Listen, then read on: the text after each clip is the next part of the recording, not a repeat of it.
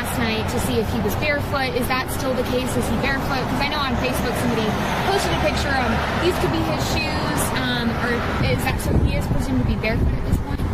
What I can say is that his mom says all of his shoes are accounted for at the house. I'm not going to say that he's barefoot. All right. Allegedly! Hello everyone and welcome back to my channel. This is Lady Freedom here coming at you with another raw narrative. Here's a brief disclaimer for tonight's show. Let's watch. That's ignorant!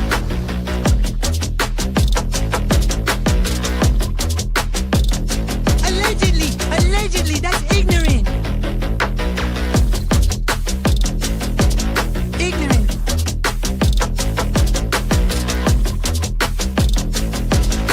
Judgment, Alistair. Oi, you read my thoughts. You've got the shinin. You mean shining? Shh, you wanna get sued? Judgment, Alistair. You just use that shin of yours to call me and I'll come a running. But don't be reading my mind between 4 and 5. That's Willie's time. Hey, yo, Bob. I love it when he does that.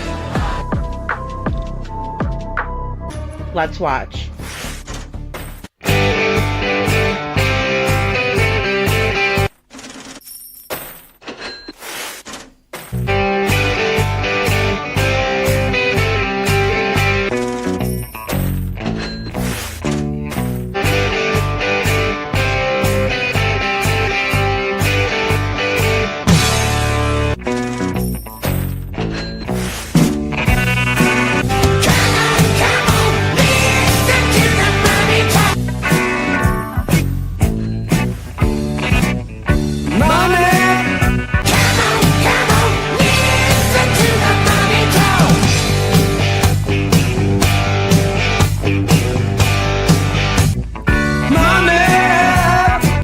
Don't get me back to good bullshit.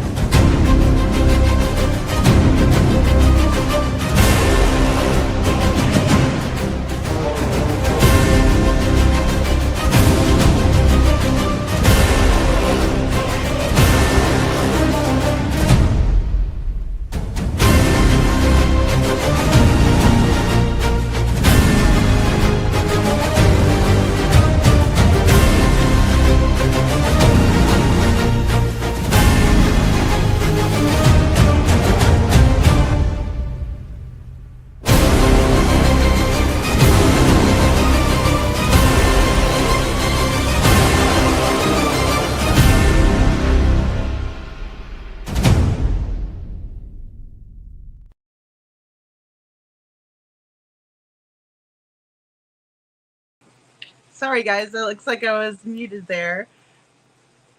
And I think might be here. Okay. Welcome in everyone and thank you for being here. This is Lady Freedom here coming at you with another raw narrative. And it's so good to see all of you guys this morning. Good morning to all of the Dragon Tribe, Night Owls and Early Birds, Town Chat Cafe. I have to change the intro for the day show, but we're working on that over here. Let's see. Coffee McCafe Breakfast Blend Coffee Mate. Ooh, extra liquid caramel creamer. I think it says. Yummy-licious. Very funny. Town Chat Cafe. Welcome in, WV Holla Girl. Ann Reynolds, good morning to you. Thank you for being here. And I also see Show Poodles and YouTuber is here. So good to see you, Monster Mash. We have to have some aliens in there. That's what they want us to believe that happened to most of the kids. Oh, hope you enjoyed your time off. Happy Monday, everyone. Thank you so much, Mima. Good to see you. Let's see, who else do we have here? Show Poodles, I got. And Elaine, GG of 2, good morning. Good to see you guys. So I saw some really disturbing content while I was off in between shows here. And I want to share some of it with you. But I wanted to start out with Chris and Katie Proudfoot this morning. I know that guy, Travis Decker, is super creepy, and he is by far the creepiest story, arguably, between all of these creepy parents that we have up here. So, hey, Mama, good morning. Good morning to you, Angela, too. Thanks for the flowers, Show Poodles. So yeah, we're just gonna get like right into it this morning. I have this clip from Emmanuel Haro's mother, Rebecca. Now, his remains were not found, guys. I'm sure I made that clear last night, but again, there's been no update saying that they've been retrieved or discovered. I'm pretty sure it probably would have been a huge circus had they found him yesterday. Unfortunately, it's just so very, very sad. Very, very sad. And I hope they find him really soon because he doesn't deserve to be out there. Poor little baby. So I want to go over Rebecca's statement and Katie Proudfoot's statement, and I want to see what you all think of the comparison, because to me, it's really no different. So let's go ahead and look here. Oh, I gotta share this over here.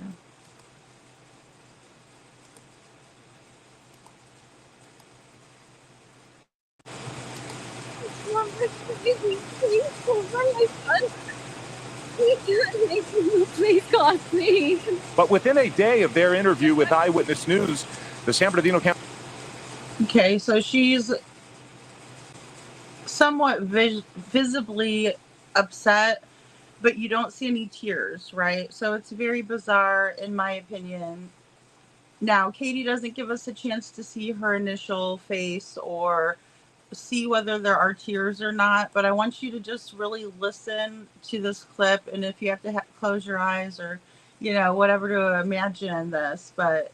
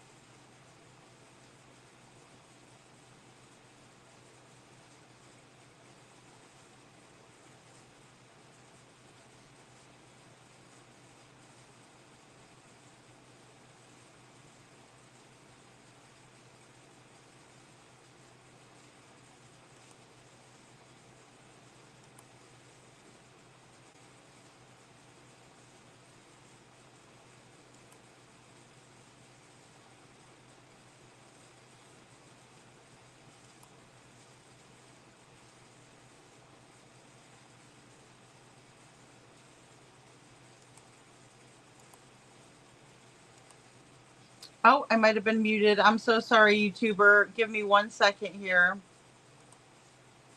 I think I must have pressed something wrong, so give me one moment. Let me switch this over.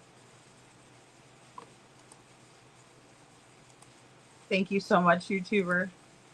You saved the day. All right, hold on.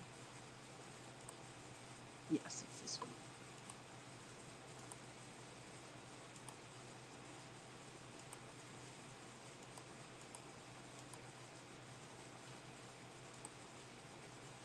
So to make something very clear. Sorry, guys. Let's just give me 1 second here. Really good weekend, actually. Um,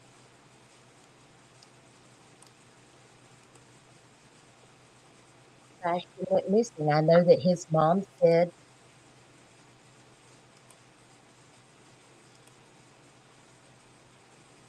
Okay. Sorry about that. I just wanted to make sure we were on the same page here. That on a good day, he had a great weekend. Good morning, Walk Scranton. us through what that looks like again for everybody. He did have a really good weekend, actually. When we come home from having supper that evening, he was playing. When he went to bed, when I told him to go to bed, he said, "I love you, Mama," and he said, "I love you, puppies." A little later in the evening, I myself went to bed, and when I went to wake him up for school, he wasn't here.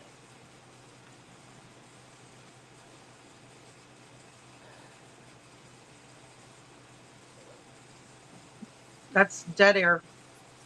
And Dead you air. did tell me that Sebastian is not a runner. He's not. It's okay. Take your time. Sebastian does not have a history of running. I mean, the young man doesn't go outside very much. I mean, everybody in the neighborhood knows him. He is very to himself, so to speak. Between the hours of 12 and 6, he is basically vanished. Walked out of the house, the door was locked, and gone. He didn't take a phone. None of his shoes are missing. Now, you told me that night that. So, and then, don't even get me started on the part where, they say about Sebastian and his dad's house, because that was really fake crying, in my opinion. But I wanted to see what you guys thought about that versus Emmanuel Harrow's mother. So, really quick, we'll play that again since I had technical difficulties and it probably didn't have the same effect that I was hoping for on the first try. So here we go.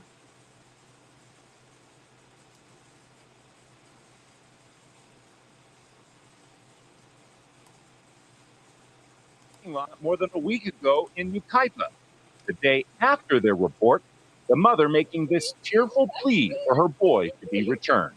Just give him back to me again, please. Don't harm my son. Please, I'm begging you. Please, God, please.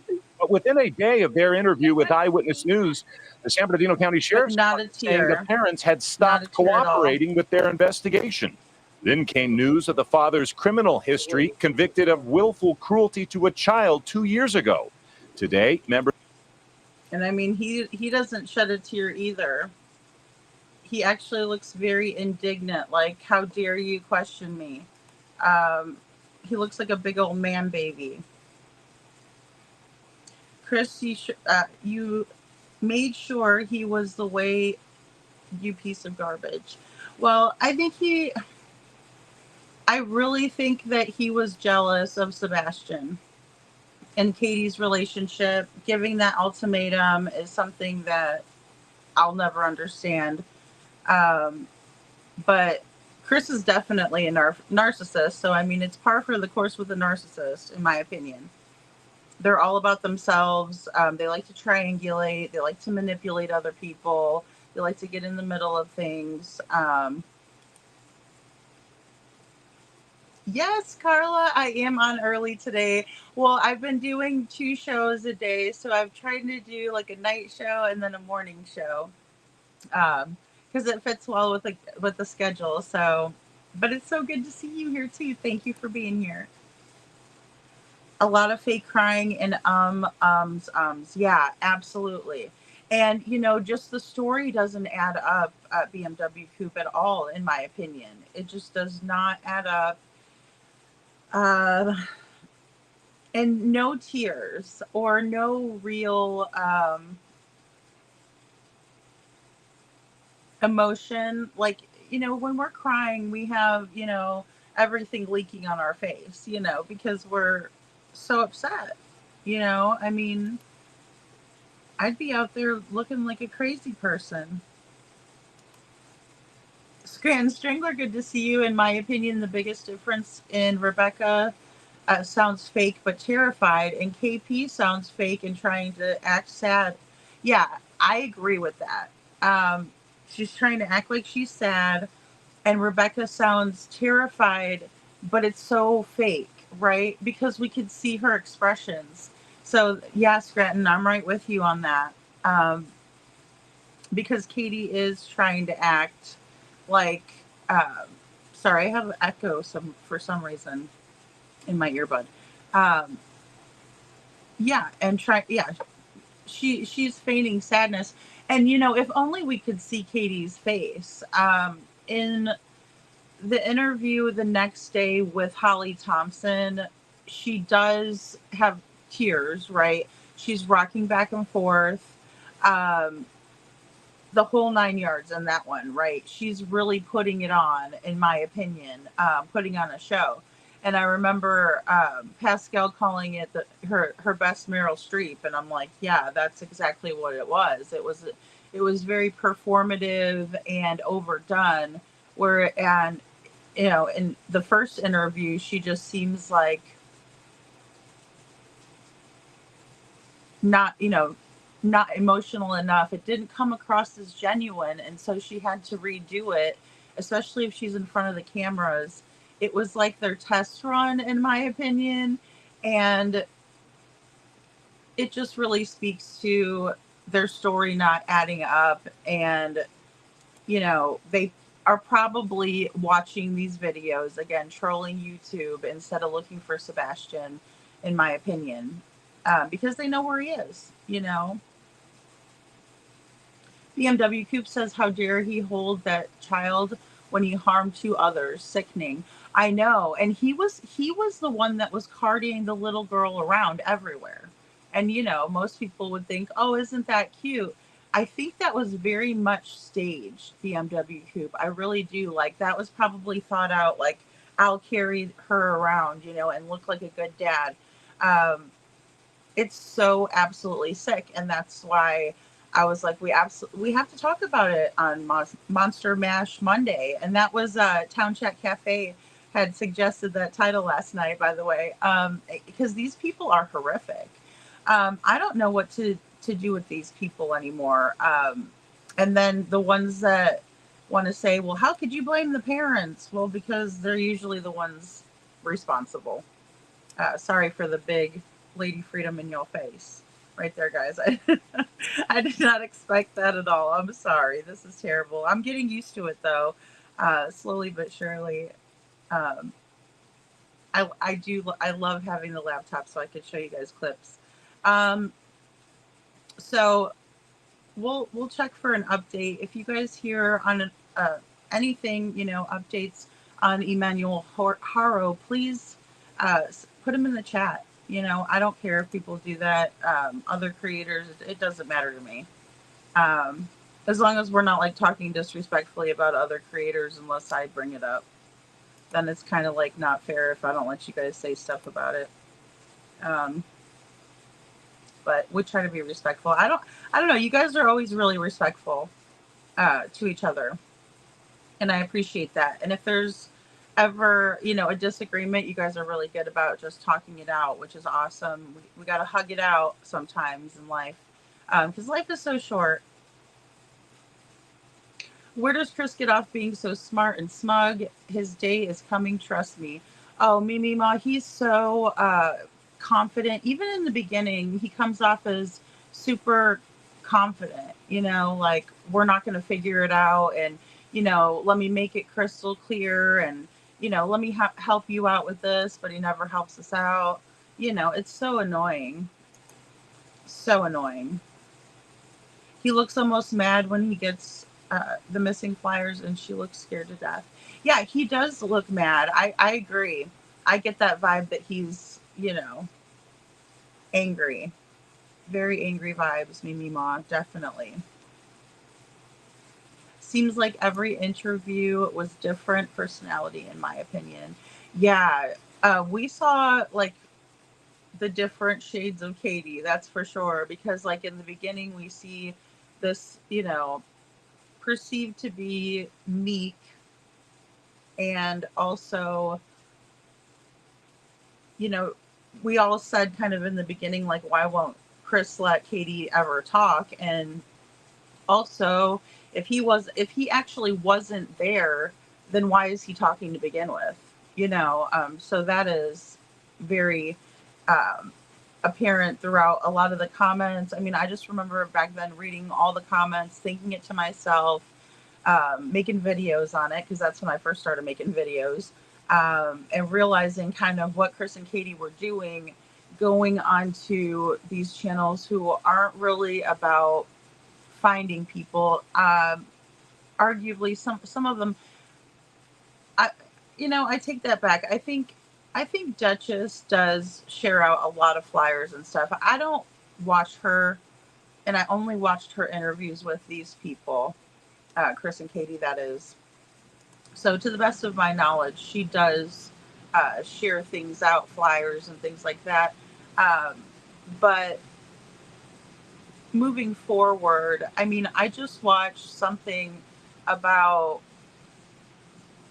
Cluminati saying that she was going to put her, like, Chomo ex-husband after people, I guess their kids or something, because who else would he go after? Weird. And highly disturbed. Scranton Strangler says, don't even get me started with the rocking back and forth.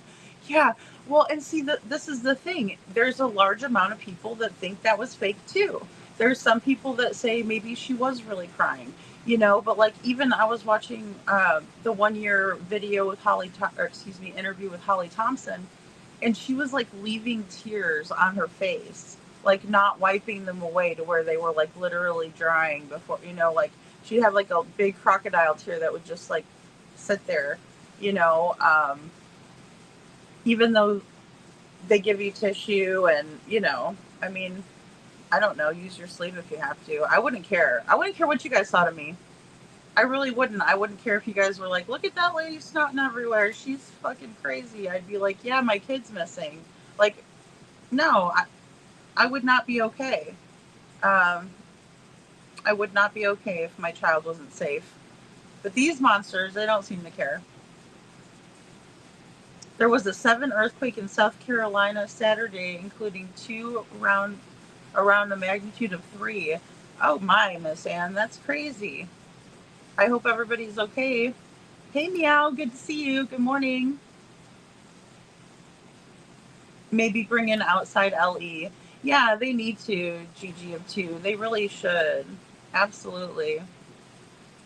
They need to bring in, they just need to take it out of Sumner County's hands. I mean, that's the problem, in my opinion.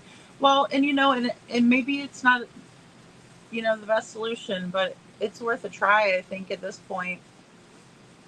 It'd be nice to do something with his case. They're not parents. Parents care about their children. They do. They absolutely do. And I agree with that. It's so hard, right? Like, we have to find another word for them, the bad parents, right? Maybe just come up with a word for them. But, I mean, I could think of tons of them, but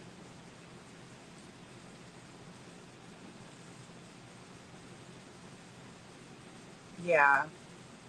I think it makes it very obvious as well. Town Chat Cafe. Well, in my opinion, I don't care what the reason or excuse is, but it's obvious. If it's true, they cleared out his room and then they are involved, most definitely. I agree with that, because I know everybody in the chat that says they have lost their children keeps their room exactly how it was, keeps things for them. Like, I understand people have to move for certain circumstances, and you just can't have that same room, right? Or something like that. So don't get me wrong. I'm not saying that a parent that moves out of the house or something like that is totally wrong. I don't know that I could leave if my child went missing from my home. That's the problem, or excuse me, that's the difference here in Sebastian's case for me. Because if I think about it, I would try everything to stay there. Like I would have to be, financially, in a pickle, right? For that to have to happen. But, I would absolutely keep all of their things and, I mean, grief is hard. Grief is different for everybody. So, hey, wait, what? Good morning. Good to see you. Thank you for being here.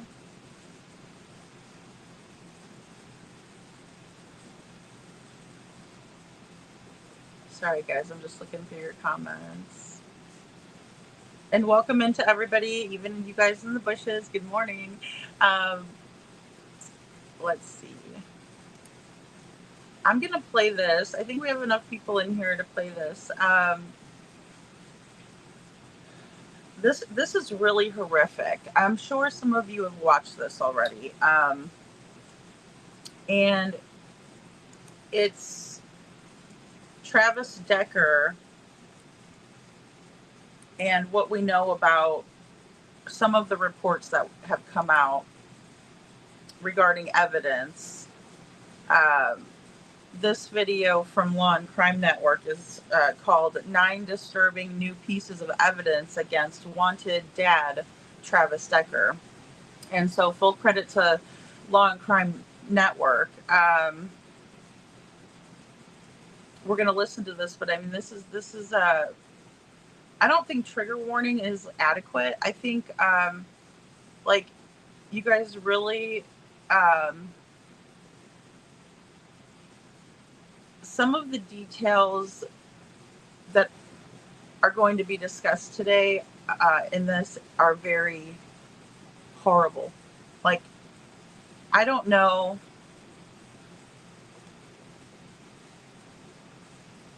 I don't know, how many people are religious out there and everything, or believers, but I'm gonna tell you, when I hear something like this,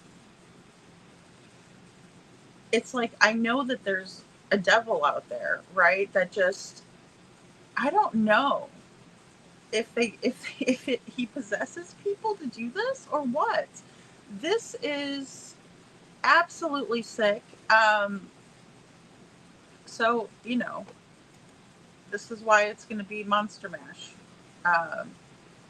Monday. And it's like we have no shortage of these psychotic fools, No, I don't want to do premium. It's asking me to do premium and I'm cheap. Okay, so. Oh, there's Leanne. All right. Hey, Annie Sampson, good to see you. Katie and Rebecca are both full of it. Very obviously. Luckily, police actually did their jobs in California. Sumner County were bribed and made themselves look foolish trying to shut BHB up. They are corrupt. I agree with that statement. I do, Annie. Good morning. And hey, Faye, good morning. And I think it's important to note that they were going after YouTubers. I mean, that's what they do. They troll the internet and they go after YouTubers and they don't go and search for Sebastian. And they're, super fake. Just super fake. Yeah, thank you, YouTuber. Jake Haro was charged with murder with malice. Next court date is 8/26 at 8 a.m. Yes, it is. Thanks, YouTuber, for that info. Because, guys, there was a lot of, going back to little baby Haro, or Emmanuel. I don't even want to call him Haro. I really don't, poor little guy. That's the truth written up here, right? He was charged with murder with malice, right? So he had malicious intent. And I believe that's correct. I do, especially that we know what happened here in terms of what he's done to the other kids. I think we can surmise that at least. It's all alleged, in my opinion, and everybody's innocent until proven guilty. I get that. But the fact that they had him out there searching, yeah. And I also think that he's, throwing her under the bus so he can try and, get off on this. And it's terrible. It is. It's absolutely terrible. But he does, they do have a court date coming up. So it would be 8/26, right? 8 a.m. I don't know if they're going to televise it. I sure hope they do. Let's make an example out of these guys. They deserve it. No, they're not. I don't think any of them shed tears, unless they had to, and I know Chris and Katie were watching and changing the story up as they were watching it unfold online, in my opinion. And don't forget about the Facebook posts, and the Facebook activity that was going on.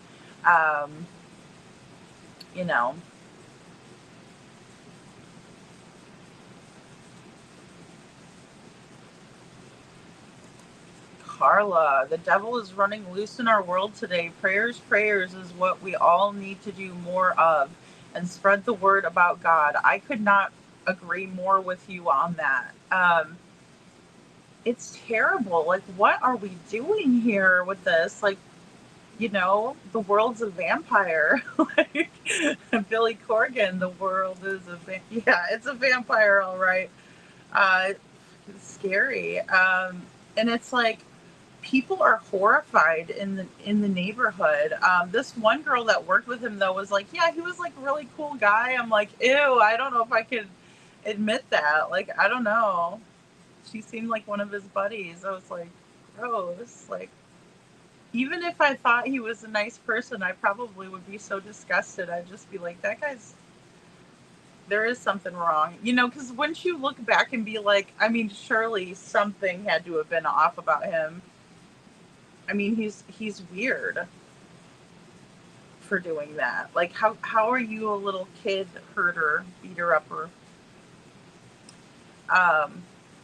People have definitely lost their minds. Special place in hell for harming children. I agree, BMW Coupe. Yeah. And there's no remorse. It's all just to get himself off of, out of trouble. And totally throw her under the bus, by the way. She's just, she's fine with that because she doesn't want him in trouble. If that's not an abused woman, or a sign of someone who has been abused in a domestic violence situation, I don't know what is. Because it is. It's like a zombie mindset or something. Yeah, harrowable, right. He is harrowable, Town Chat Cafe. Right on. Jeez. In my opinion, tone of her voice sounds like RH from California and MS from Canada.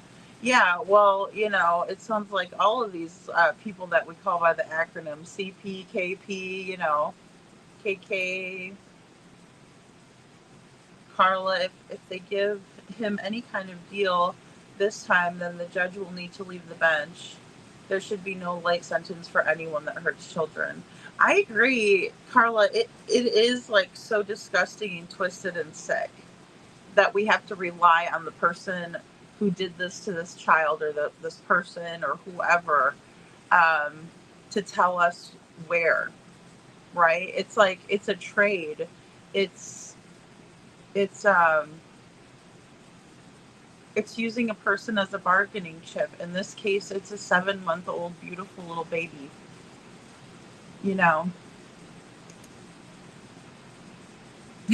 Perfectly imperfect boy, Mom. Good morning. So Smashing Pumpkins, yes. Oh, yes.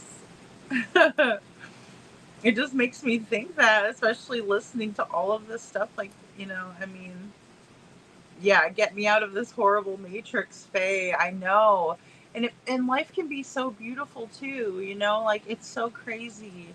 And it's so sad. It's just so sad when I can't imagine someone hurting their children. And what we're about to hear with Travis Decker, guys, I swear if I hear somebody even say, like, if I read it, if I read somebody say, you know, how do they know that he's the one that did it? Well, the police knew he was the one that did it because his DNA was all over the place, right? There were clues all over the place, and we're about to listen to the clues. Mima, I don't think she is either. I don't think Rebecca is a victim. And if she is a victim, that doesn't give her the right to victimize someone else, especially her own child, in my opinion. Because as we're going to hear with Travis Decker, just because somebody has PTSD, which I have PTSD, just because someone has that doesn't mean they're going to go off and hurt somebody. Quite the contrary. It's like they've been hurt, so they don't want to hurt anybody else, right? Like, it's just the reaction isn't always the same. But I don't buy that just because somebody has PTSD that they would do something horrific like this. It falls under being sadistic and liking to hurt little vulnerable creatures of the world, little animals, whatever that, you know, their poison is, the weirdos. Meow says, but he was out there showing where baby was not. Yeah, I mean, I know. And I don't know if the baby, like, I don't know if he, a couple of things crossed my mind. I'll just say this. Maybe an animal took the baby off into a place, you know, and the bones aren't visible and they're trying to find the bones or the clothing. Now, they said that he was wearing a Nike onesie. I don't know if that's true. They could have placed that baby out there with no clothes on. We don't know what kind of condition we're going to find poor little baby Emmanuel in. We don't know that yet. So, but I also think that maybe he was on a substance and can't remember where exactly he put him. But I think he knows exactly where he put him, right? Like, I think he knows the vicinity. Now, is he playing with the police? Perhaps. And Jen, excuse me, Astrology for Mystics with Jen, excuse me, came up on panel last night, and we discussed this. And she said, you know, this happens all the time. They can recant their statement. They can do whatever. And it's true. And sometimes these sickos, right, are loving the limelight. And we know that because of Chris Proudfoot, but we also know that because of other people who like to taunt the police or brag about what they've done, right? They keep little trinkets from the crime. It's disgusting. It's disgusting. They're monsters. They're people who are what monsters are made out of. Monsters are fake. They're the ugly and, you know, whatever. But regular ass people that don't even look like a monster is a monster. Look at Chris Watts. Monster.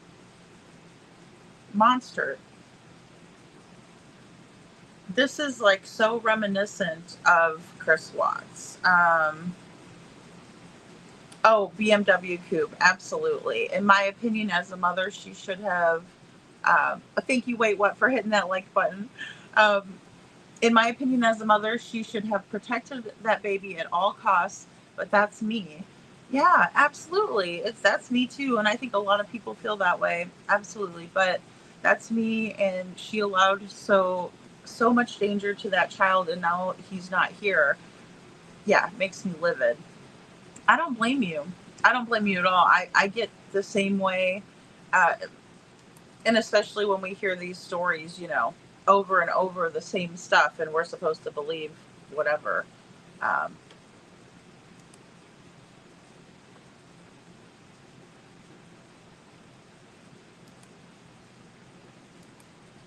Oh, sorry, guys.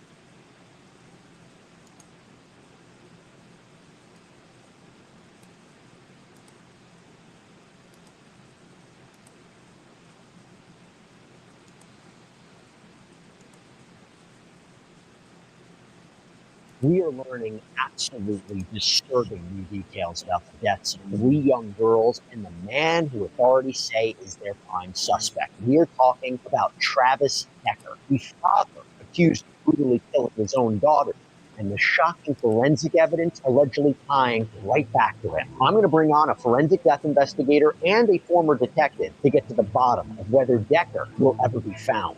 Welcome to Sidebar, presented by Law and Crime. I'm Jesse Weber. On June 2nd, the bodies of Peyton, Evelyn, and Olivia Decker, ages 9, 8, and 5, were found near the Rock Island campground out in Washington. Plastic bags over their heads. To be more precise, 2 of the victims had 2 separate bags over their heads, and the third had 3 separate bags over her head. Their wrists were zip-tied. This is all according to the sheriff's office in Chelan County in court documents. This is sick, sick, sick stuff. So now you're asking who could do this, right? This game, you're not ready for it. Well, here's what happened next. This is what we're learning now from the sheriff's office. So autopsies were completed, and the medical examiner determined the cause of death for each victim was suffocation. The manner of death was homicide. And according to the sheriff's office, authorities submitted the cable ties and the plastic bags that were found at this crime scene to the Washington State Crime Lab for DNA analysis. That lab came back on August 6th with DNA profiles matching 32-year-old Travis Decker, a reported Army veteran with extensive training. Travis Decker is the girl's father. Let me say that again. The sheriff's office has come out and said that the lab reported DNA profiles matching Travis, the father, were found on the plastic bags that covered each of his daughter's heads. And aside from the... Okay, guys, and so I just wanted to pop in and reiterate, this is going to be really tough content to listen to. It's the worst, it's the very worst details about what happened to these beautiful children, and it's heartbreaking. But anyone out there that says, you know, well, what if somebody came up in the woods and did this to these little girls? No, sir, no, ma'am, absolutely not. And stop with that, because these little girls deserved better than that. And then don't stick up for that kind of behavior from a father who really, I mean, he had everything and he just took it away in the blink of an eye. Girl's DNA, no other DNA profiles were obtained from the bags.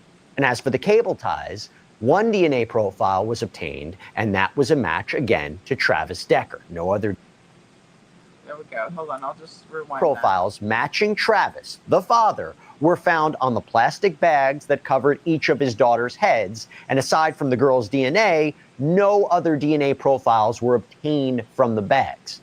And as for the cable ties, 1 DNA profile was obtained, and that was a match again to Travis Decker. No other DNA profiles on the cable ties. So therefore, the sheriff's office has concluded that he is the only suspect in these killings. Here's the problem. They don't know where he is. They haven't been able to find him for over 2 months. And here's what's even more alarming. Officials said Travis could be anywhere in this country, that through his training and experience, he could live in the wilderness for days or weeks on his own outside with no equipment. ABC News reporting that Travis was deployed in Afghanistan back in 2014 while on active duty in the Army. He was then transferred to the Washington National Guard in 2021.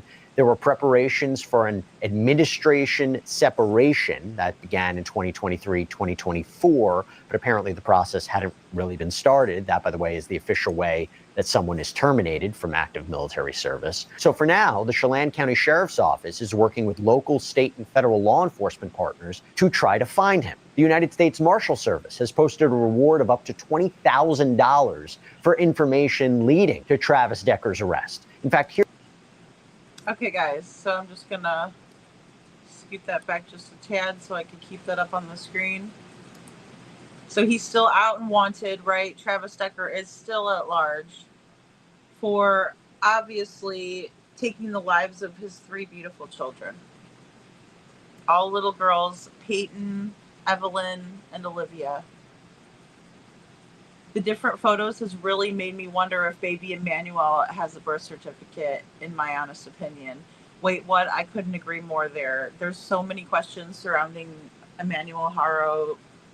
It's absolutely sad. And, you know, we don't even know what this little soul would have liked, you know, like his favorite color or any of that, because he's not here to tell us, and he wasn't even old enough to tell us, really. You know, he was just taking the world in, and this monster took him out of the world.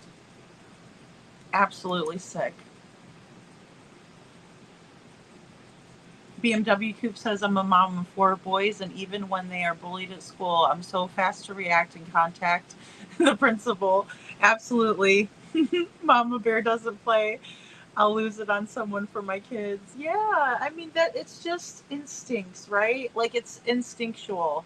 It's very odd and unnatural for a mother not to want to protect her babies. Yeah, it's just highly unusual.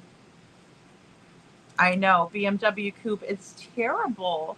So the little girls had the bags over their heads, and, you know, like, he had put extra ones on some of them, and, well, one of them had an extra bag over her head, right? So multiple, because we did hear that fact, but, you know, I guess I only thought he had one. Joe Scott Morgan is going to come on here from Body Bags Podcast, and he's going to speak on kind of why that would have transpired. They're so beautiful, YouTuber. It's like every time I hear this, I just want to make them like a video. You know what I mean? Another tribute video, because I made one. But this is just so sad. This came out 4 days ago. Absolutely sick SOB, for sure. Pure evil, in my opinion. And I know that in the beginning, we were definitely having the conversation about mental illness and how it affects veterans. But I think a lot of the veterans would probably not want to hear about this guy doing this to these little girls. You know, they wouldn't like hearing about it, in my opinion. And that's just my best guess. Carlos says, BMW Coop, I was that way, and I went to the parents of the bully and told them to teach their child, or I would, back then, you could spank a child and not be thrown in jail. I told the parent I would spank the child. Carla's like, I'm not messing around, right? Yeah, no. I mean, I've babysat a lot of kids and stuff. I don't have a problem putting them in timeout at all. I'm like, you know, you can go over there for a second and chill. But sometimes, you know, not every technique is going to work with every kid. You know, they're all different. So they're little people.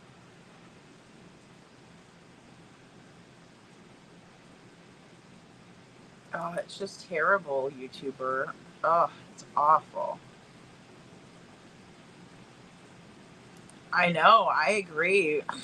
BMW Coop says, in my opinion, stop wasting taxpayers' money allowing these devils to rot. Yeah, really. They need to get out old Sparky and just, you know. Ugh. I mean, you know, I say that, and it's just like, I wouldn't want to be involved in seeing that process or anything like that, but I do think that they just need to be done away with. It's terrible. Because look at this guy, Emmanuel Haro. I mean, he got away with it, and now he's killed a baby, and God only knows who he's hurt. You know, how many kids he's hurt.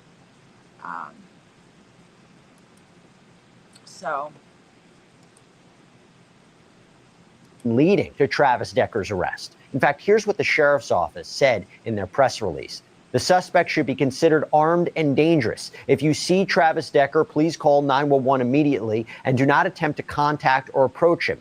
Anyone with information is urged to contact the nearest U.S. Marshal's office, the U.S. Marshals Service Communications Center at 1-800-336 0102 or USMS tips at usmarshals.gov/tips. And according to authorities, he is currently wanted for 3 counts of first-degree murder and 3 counts of kidnapping. And when it comes to finding out about a person's possible criminal history or other important background information, let me just say there's nothing better right now than TruthFinder. Yeah, long time we partner with.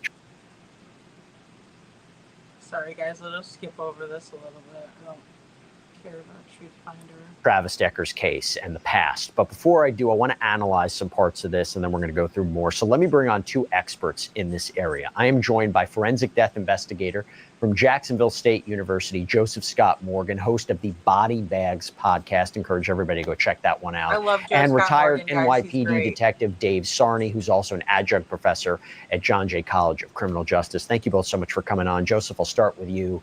Talk to me about the brutality of that scene. What are the takeaways? I mean, does that method of killing these 3 young girls, does that suggest a particular type of assailant? Work today is broken.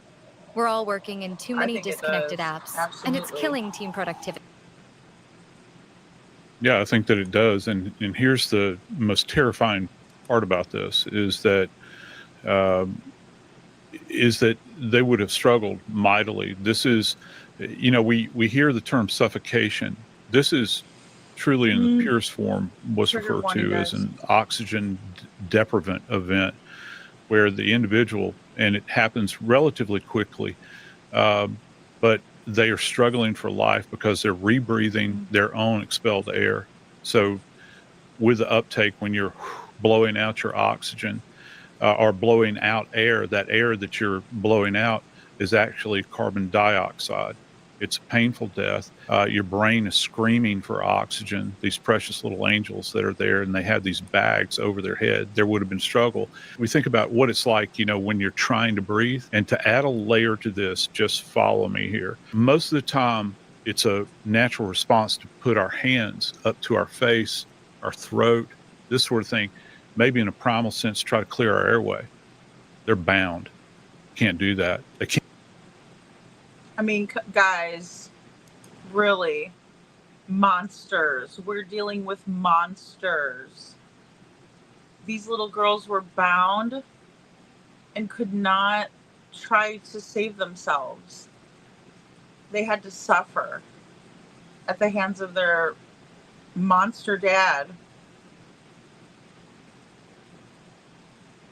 I mean, I have to do commentary in between, but I just don't even know what to say sometimes. Can't get any kind of relief at this point because if they're zip tied, their hands are zip tied, they can't manipulate anything. My suspicion is obviously that they were probably zip tied and then suffocated with these bags, maybe laying adjacent to one another. I don't know necessarily how the bags were secure. I think that's interesting. And why multiple bags? As if it wasn't horrifying enough. Multiple bags? Well, I think that maybe in his mind, if he did this, you're thinking about were these bags permeable in any way? He's trying to cover all of his bases. So the more layers you have here, as far as these layers of bags, you are preventing any kind of leakage or expelling of the carbon dioxide. He has an understanding of this. And this is actually, to be quite frank with you, this is a methodology of torture that has been utilized in a number of cases over the years where people will have bags placed over their heads. They're brought to the point of passing out or death, and then the bag is removed. They start to rebreathe again. And I mean, I can't even begin to imagine that happening to these beautiful little children. Absolutely horrific. Carla says, what a horrible way to leave this world. I'm sure angels were there to take them home, and God wrapped his loving arms around these precious girls. Thank you, Carla. I can only think that that's going to be correct. Because I just think that there is a special place in heaven for little children who didn't get to live their lives on earth. And it's absolutely sad. And it's just horrific. And I agree, Elaine. Start making examples out of these evil people. I mean, maybe it'll detour what's going on. I don't know, though. You know? I just don't know. And so that part of it is particularly troubling, because if the dad did this, this is sadistic. I mean, at this point in time, it's not like, and forgive me, but it's not like, you know, he took these children out and shot them in the back of the head, all right, and put the lights out immediately. It's not what happened here. This is grueling, all right, and they would have had an awareness, Jesse. It is horrifying to be thinking about. Dave, before I go to you, real quick, Joseph, the DNA results, your thoughts on those? How accurate are those? Because also, let me couple with this, not only the DNA results on the cable ties and the bags, and your thoughts on how accurate that is, but in July, authorities announced that bloody handprints on the tailgate of this truck were found near the girls' bodies and apparently matched the DNA profile, quote, that we believe is Decker's. This is, again, according to the Chelan County Sheriff's Office. So talk. Okay, guys, so I just want to interject here and say that, you know, all of these clues and all of this evidence left behind all tied back to Travis Decker. There wasn't an unknown DNA profile at the scene. So anybody that wants to say that this monster didn't do this, or that somebody, again, walked up to their campsite, I have to refer them back to that there was only one DNA profile at the scene, and it was Travis Decker's. That was found on all of the items that were used to take the lives and torture. We're finding out these young, beautiful little girls were tortured. Yep, that creepy son of a bitch. Travis Decker, still at large. $20,000 reward. Me about how accurate that data is. Well, I think probably relative to the bags, you know, I think at first blush we might think that, well, this might be touch DNA, which, you know, we lose thousands and thousands of skin cells constantly, and we're sloughing them, and those are only a partial of DNA. Okay, my thought is if he is engaged in this behavior, this is going to be very stressful. You've got kids that are already restrained, and I'm projecting here. I'm just kind of throwing this out there. He's having to fight with them. Well, one of the things that you think about is the deposition of DNA might be as you're grabbing the interior of the bag and then pulling it over their head. That might be sweat, all right, which is going to be a much more rich source. And again, speculative on my part. And then securing the bag and holding it around their neck, unless he took tape or some other, maybe another tie, you know. Okay, guys, so I just want to point out that Joe Scott Morgan just talked about how the DNA profile can be more rich based on the source. So like some sweat, right, that may have dripped down onto the bag is going to be more rich in DNA as a source. Just wanted to point that out as something that's really interesting, and that's why I really like Joe Scott. He's does a really great job of kind of explaining it in ways that we can understand.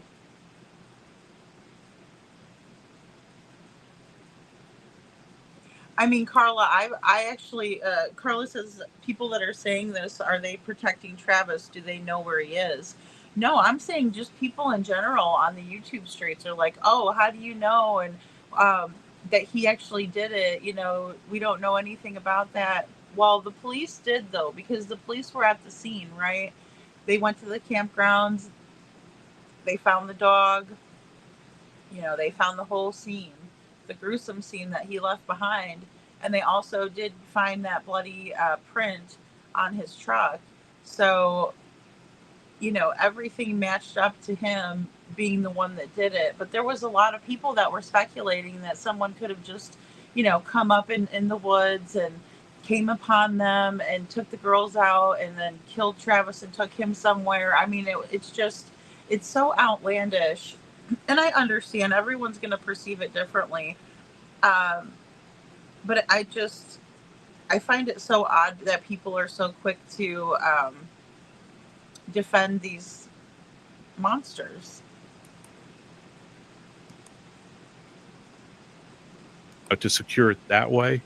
They're not saying that though. So I really wonder if he's placing the bag over their head like this until they're suffocated. Again, that's gruesome, but you've got this direct contact here that's going to be rather robust, particularly if you've got perspiration involved, as opposed to just kind of passively skin cells dropping off. Dave, let's talk about this search. How locating and apprehending a suspect with that background that I mentioned before?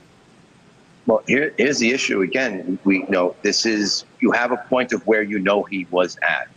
There was time and distance between when they discover the bodies and when he fled the scene.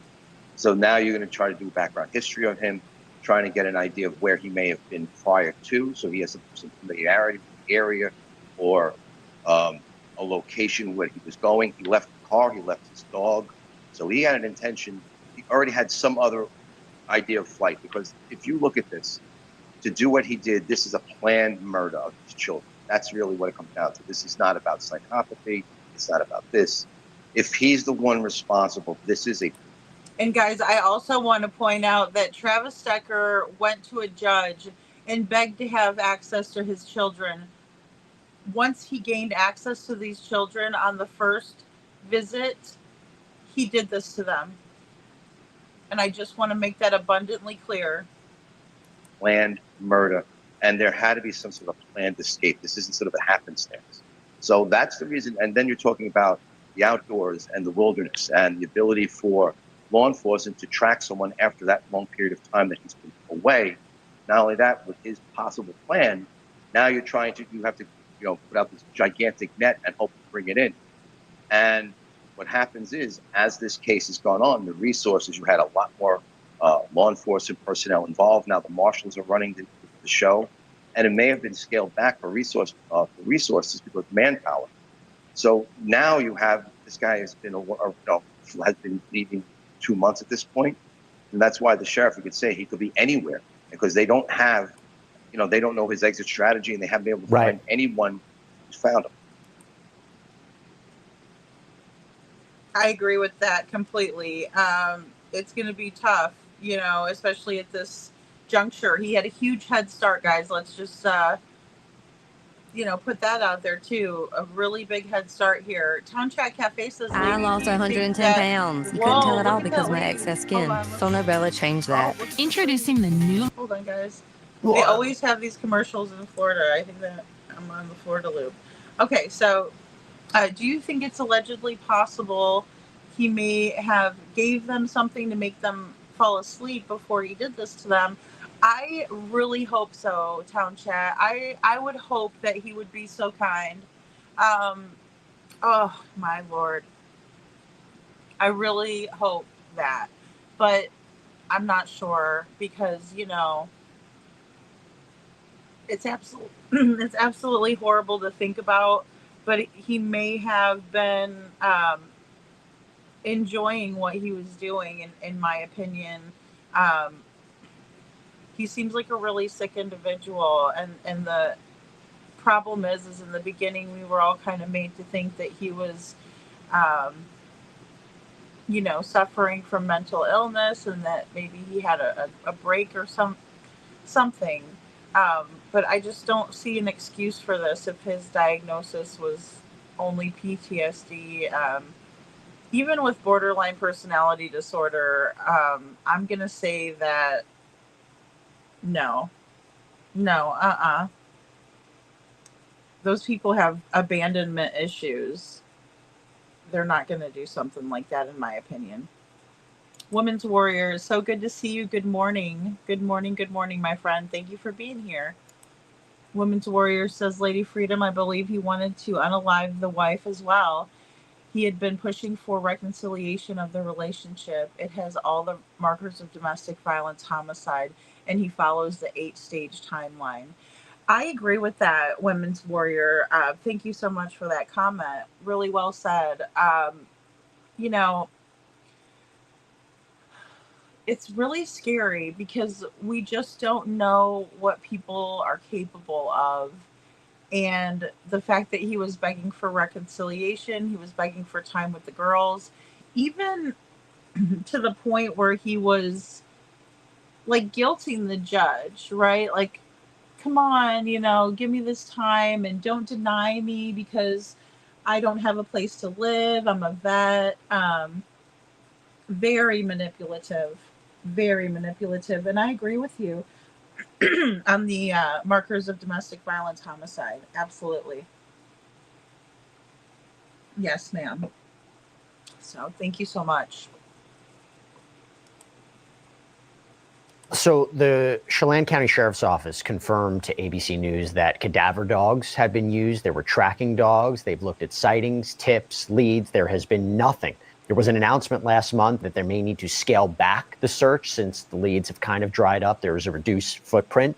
There have been reported potential sightings. In July, the U.S. Marshal Service got a tip on July 5th that someone consistent with Travis's description was seen in the Bear Creek area of Sawtooth National Forest in Idaho, described by officials as a white male, anywhere from 5'8" tall to 5'10" tall, wearing a black mesh cap, black earrings, a cream-colored T-shirt, black shorts, low-top sneakers, a black Garmin-style watch, sporting a long ponytail, an overgrown beard, a mustache, was carrying a black JanSport backpack. In August, there was a potential sighting of Travis near this pass along the Pacific Crest Trail in Washington. This was according to the King County Sheriff's Office, and law enforcement looked into it, but Travis wasn't found. And yeah, and that's the thing too, guys, because there's been a couple of sightings and it turned out not to be Travis. So, I mean, he's absolutely still at large, still out there, and he's considered to be armed and dangerous. I think he's a very dangerous individual, a very sick individual that could do something like this to his own kids. I wouldn't put it past him to do it to someone else's kids or find a family out there that's on vacation and, out in the woods and take their lives. We just don't know what he will do. Although I do think we know what he's capable of now. Now that he showed us, I believe him,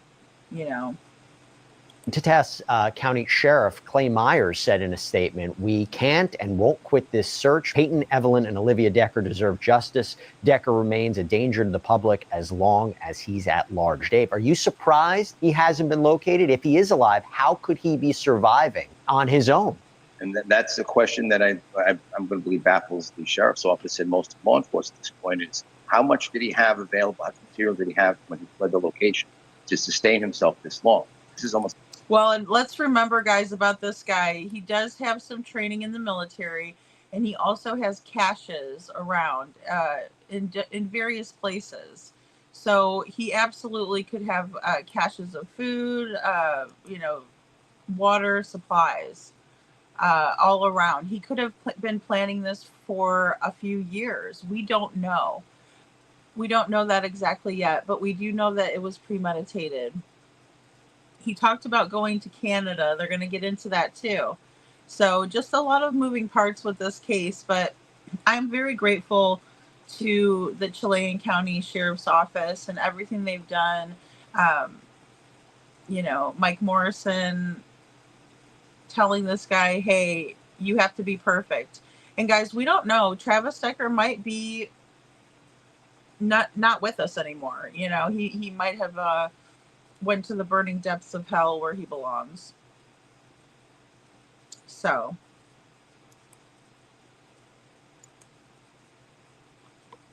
it's like Rambo in a sense. He's just found his way to just put himself into the wilderness. He's not Rambo. The problem is, again, technology isn't available to us to do anything more than have helicopters and drones, cadaver dogs and the like looking for him. There's no video cameras. There's nothing. He's not leaving some sort of footprint within social media or anything like that. So that's why when you see this with the sheriff. I just find it highly offensive that they just called him Rambo, because that's not true. Says it's pretty accurate. We don't know where he is. And they're going to keep looking, but could he be dead? It's possible. Could he still be hiding somewhere else? It's possible. You do what you can. I mean, that's the thing. Yeah. It's just the problem is now resources are limiting. And Dave, on June 17th, officials, they released this a new suspect flyer of Decker, and it seemed to provide photos of what he may look like if he had changed up his appearance. At this point, I mean, obviously it hasn't helped. I mean, they haven't found him, but I thought that was interesting to try to give different ways for the public to see what he might look at. Is that common? Is that usually effective? It can be effective. The good thing is, with anything that's social, like body marks, tattoos, certain unusual features of the person, you try to highlight and do those things, kind of like age progression. You're doing what you can. And the thing is, I know law enforcement is doing the best they can, and they're not just giving up on this. This is a suspected child murderer of his own children. They're doing their job, but this is something that unfortunately is difficult given the vast space in which he had to flee the location without technology available. I agree with that too. I mean, he had a huge head start. Women's Warrior says Lady Freedom, more training or specialist IDVA should be present or consulted in a family court hearing, in my opinion. Then an assessment of risk can be carried out. Yeah, I mean, I agree with that.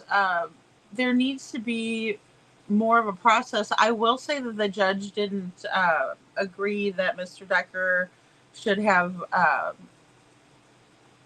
a lot of time with the kids. I just wish he would have made the decision to do a supervised location, because I think that taking the children out into the wilderness is just, a risk that can be.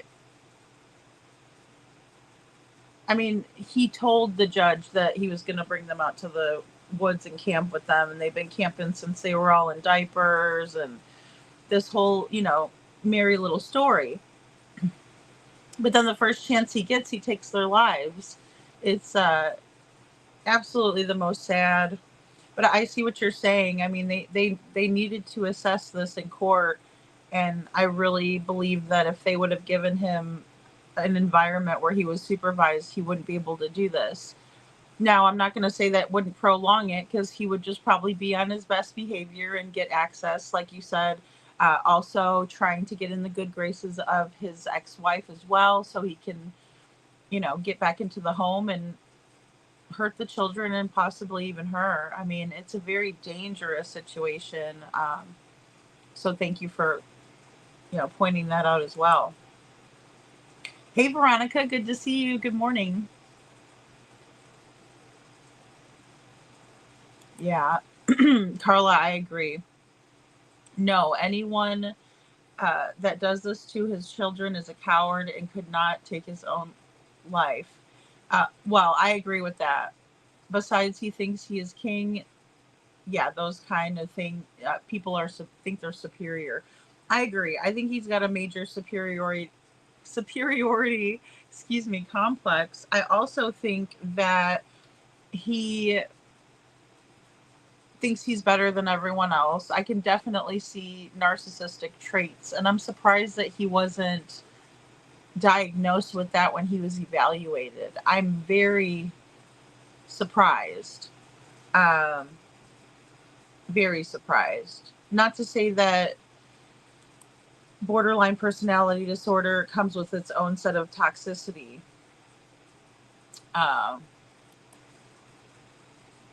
Mimima says if SF is on the case, we will never find Decker. Sorry, had to buy. Really, he's looking for Emmanuel. I know, and I can't believe he's actually, looking for him. Sorry, guys, let me get a drink of my coffee here. I've been talking so much, I'm coughing. All right, so I do agree with that. I agree that SF is he's always putting himself into these cases, and then he was spreading misinformation yesterday. He did correct it. So that's I guess all right. I mean, we all report things incorrectly at times. And then if we, come out and apologize or, say we got it wrong, that's what we should do. Women's Warrior says, I agree, should be supervised. I can't understand when they recommend he had mental health treatment, anger management. So why not? Sure, that was done first, and I didn't understand that. Well, and I can't understand why they wouldn't have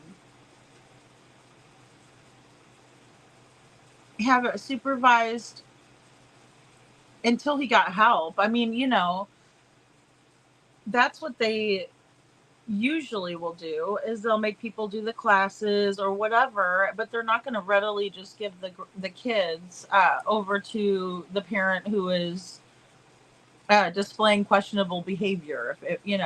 I mean, I don't know. CPS gets it so wrong, it's not even funny. I mean, it's just ridiculous, and it's everywhere. It's across the board. It's not just in one state or another. It's everywhere. It's very unfortunate, in my opinion. Absolutely unfortunate.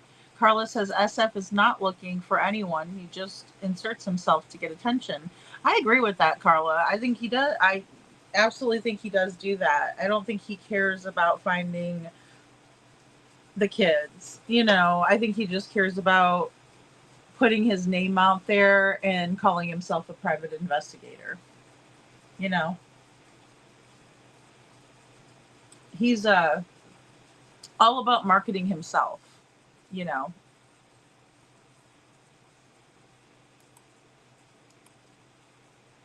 Law enforcement to exploit. What if you can create your own website by saying, this is what I want? With Wix, you can.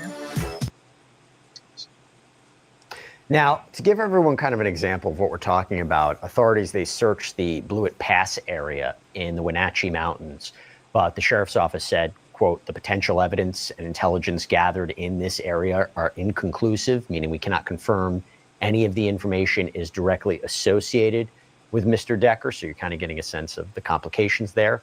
The Chelan County Sheriff, Mike Morrison, told ABC, we could be in a fight for 5 years, 10 years, 20 years. I certainly hope we're looking at a couple weeks and it closes out, but it could be a long time, and we are committed to staying with it.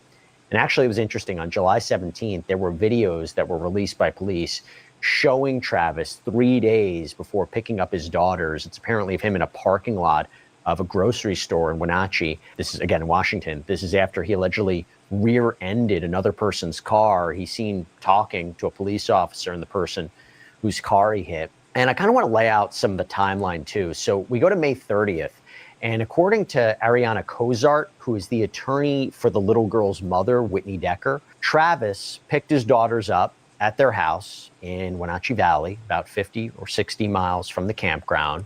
He allegedly talked to Whitney for 15 to 20 minutes, left with the girls, even apparently indicated that he would be back by 8 p.m.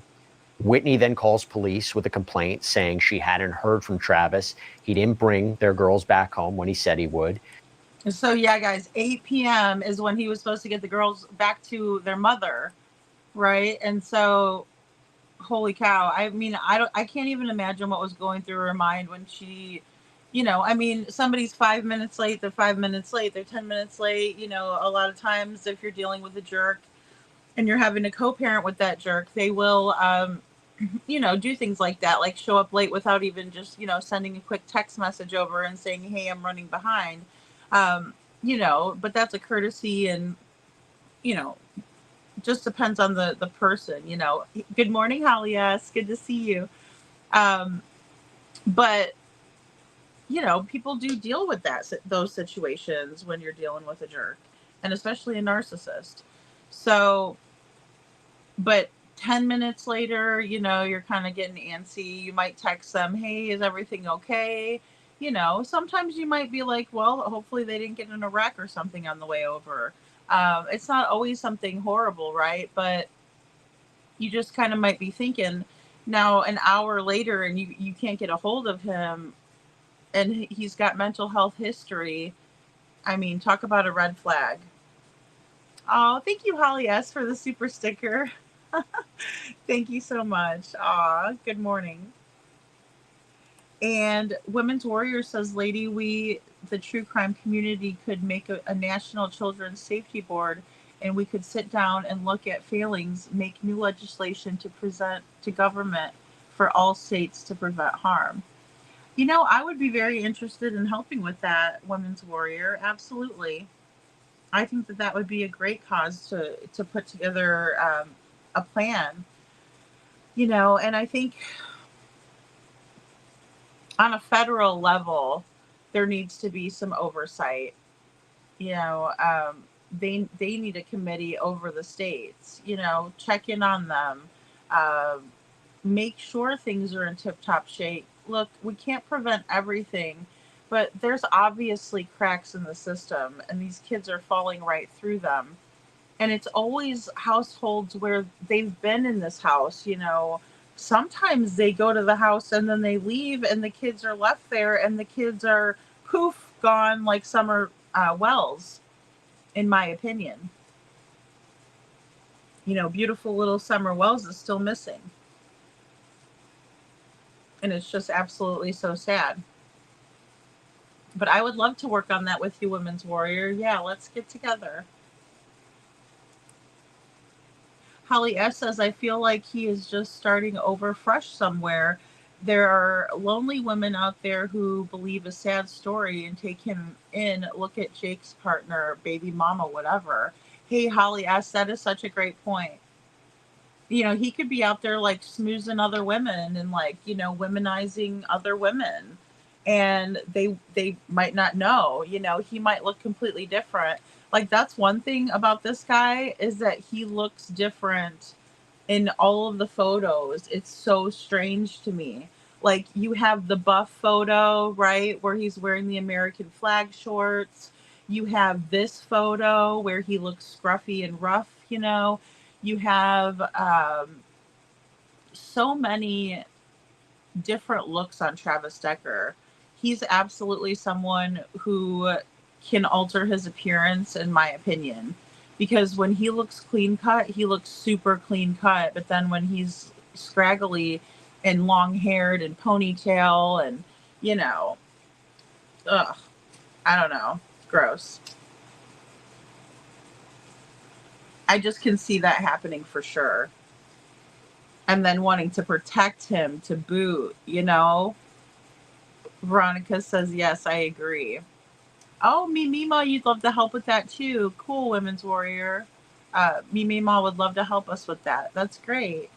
Send me an email, Mimima, at ladyfreedomsrawnarratives@gmail.com, and we'll get together, because I think that would be great. Rosebud says, Women's Warrior, that's a great idea. Yes, Rosebud, good morning, and I agree. Women's Warrior says, lady, because we all are passionate people, instead of us covering the aftermath, we could be part of the change, and we could try, all of us. Anyone who is interested, email Lady Freedom with your interest. Yes, absolutely. Thank you. And just put in the, what should we call it? In the subject line,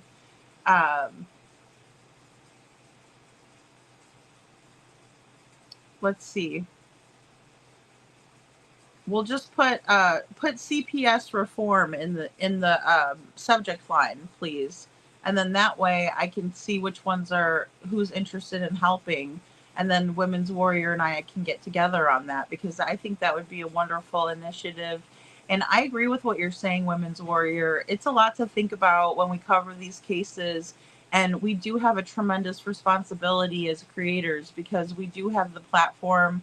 And people are listening to The Voice. I mean, we have 47 people in here that are listening to me gab away. And I really appreciate each and every one of you that are here, because I would rather say this is what we did than complain, right? Because I feel like covering the aftermath is okay, but like I also don't like to just sit up here and complain, you know what I mean? And and not figure out a solution, or you know, not try to change any of it, because I think that we are capable of doing that as people. It just takes all of us getting together and standing up against it, you know. We're so much mightier with all of us together. So yeah, I agree with you completely on that. Another thing that just reminded me of what you're talking about too, in a certain way. You know, Gabby Petito's mom did a interview that I didn't know about. It was like 4 months ago, and it was called the podcast. It's called The Squeeze, right? And it's got Taylor Lautner and his wife, you know, from the Twilight movies, and they have a really good podcast. And, you know, they had Gabby Petito's mom speaking on a couple of different subjects. And she was talking about how, you know, we glorify serial killers and, you know, monsters like Travis Decker in America. And, you know, I agree with that. And I don't want to be a part of that problem, right? Because, like, to me, the victims are more important. And she says that, you know, she can name the serial killers, but she can't name the victims of the serial killers. And so I always want to make sure that we're giving, you know, because I like to roast these people, you know, like these are the people that I'd want to make fun of, you know, is people like Travis Decker, like what a jerk. And but I also want everybody to know that his daughters' names are Peyton, Evelyn, and Olivia Decker, and they were 9, 8, and 5 years old, right? So if we always remember to highlight the victims over these monsters, I think that's a really good idea too, you know, but I think it's important that we study them. I really do. I think that's the way that we can look for red flags and see them and get away from people like this, right? Because it is so hard. And Women's Warrior, you're so right. These people will hoover you back into the relationship, and you can't let them do it. You know, they're not there for good reasons. They're there because they want to hurt you, you know. Good morning, Jules. Good morning. Good morning. Carla says, sad or not, if they believe in someone, they took 3 babies' lives. They need to be locked up with him. Yeah, I agree with that, Carla. Yeah, we have to be tough on this stuff. We cannot just allow for this, right? Because then we're part of the problem. You know, it's just like Jaden Spicer's stepdad. He's in trouble for being complacent. And, you know, I think he had more involvement than just being complacent. But it's bad enough when you're complacent, right?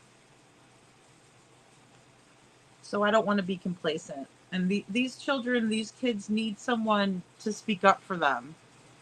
Jaden Spicer's life mattered. You know, it did matter. And so does Peyton, Evelyn, and Olivia. Their lives matter too.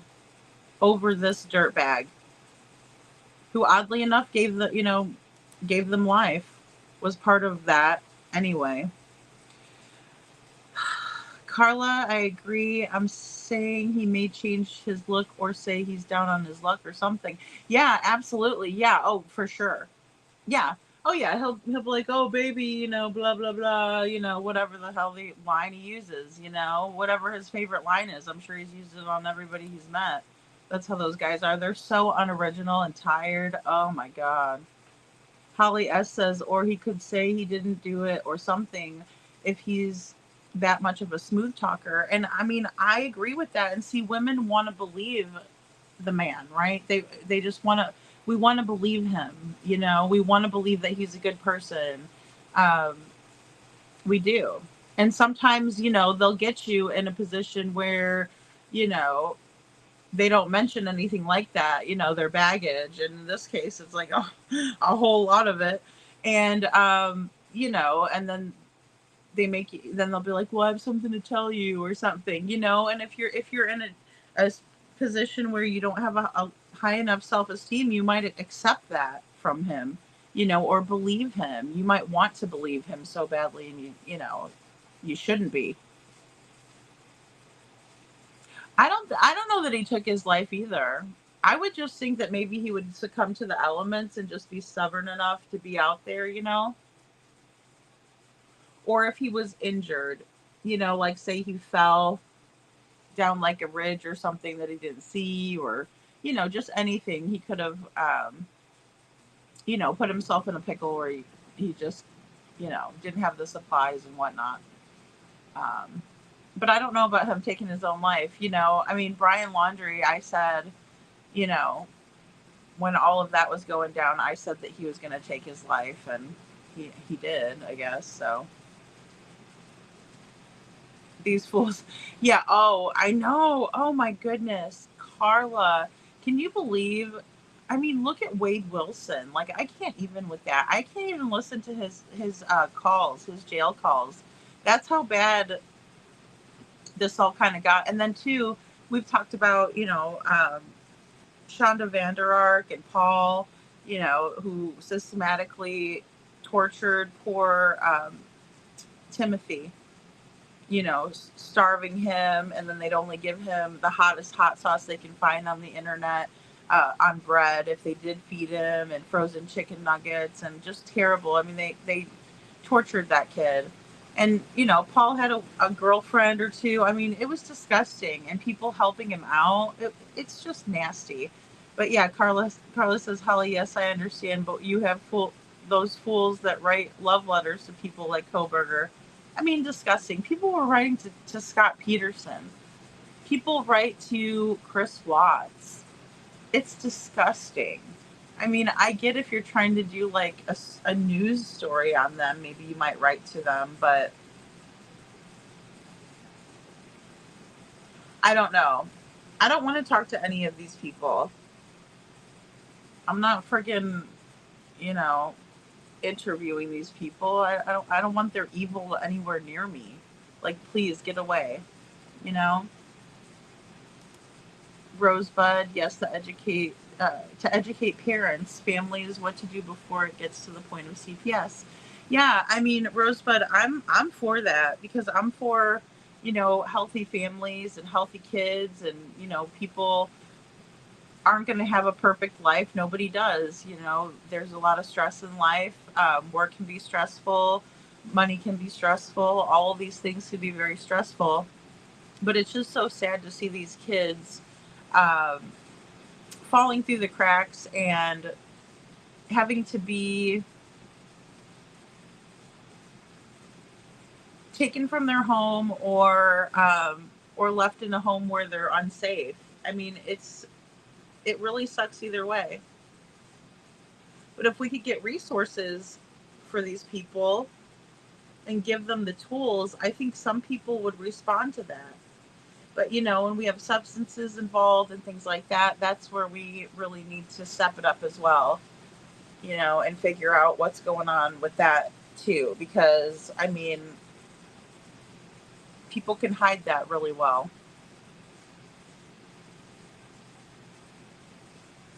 Ew, are you serious? Holly S. says one lady put her kid on the phone with Wade. Ew, oh my Lord.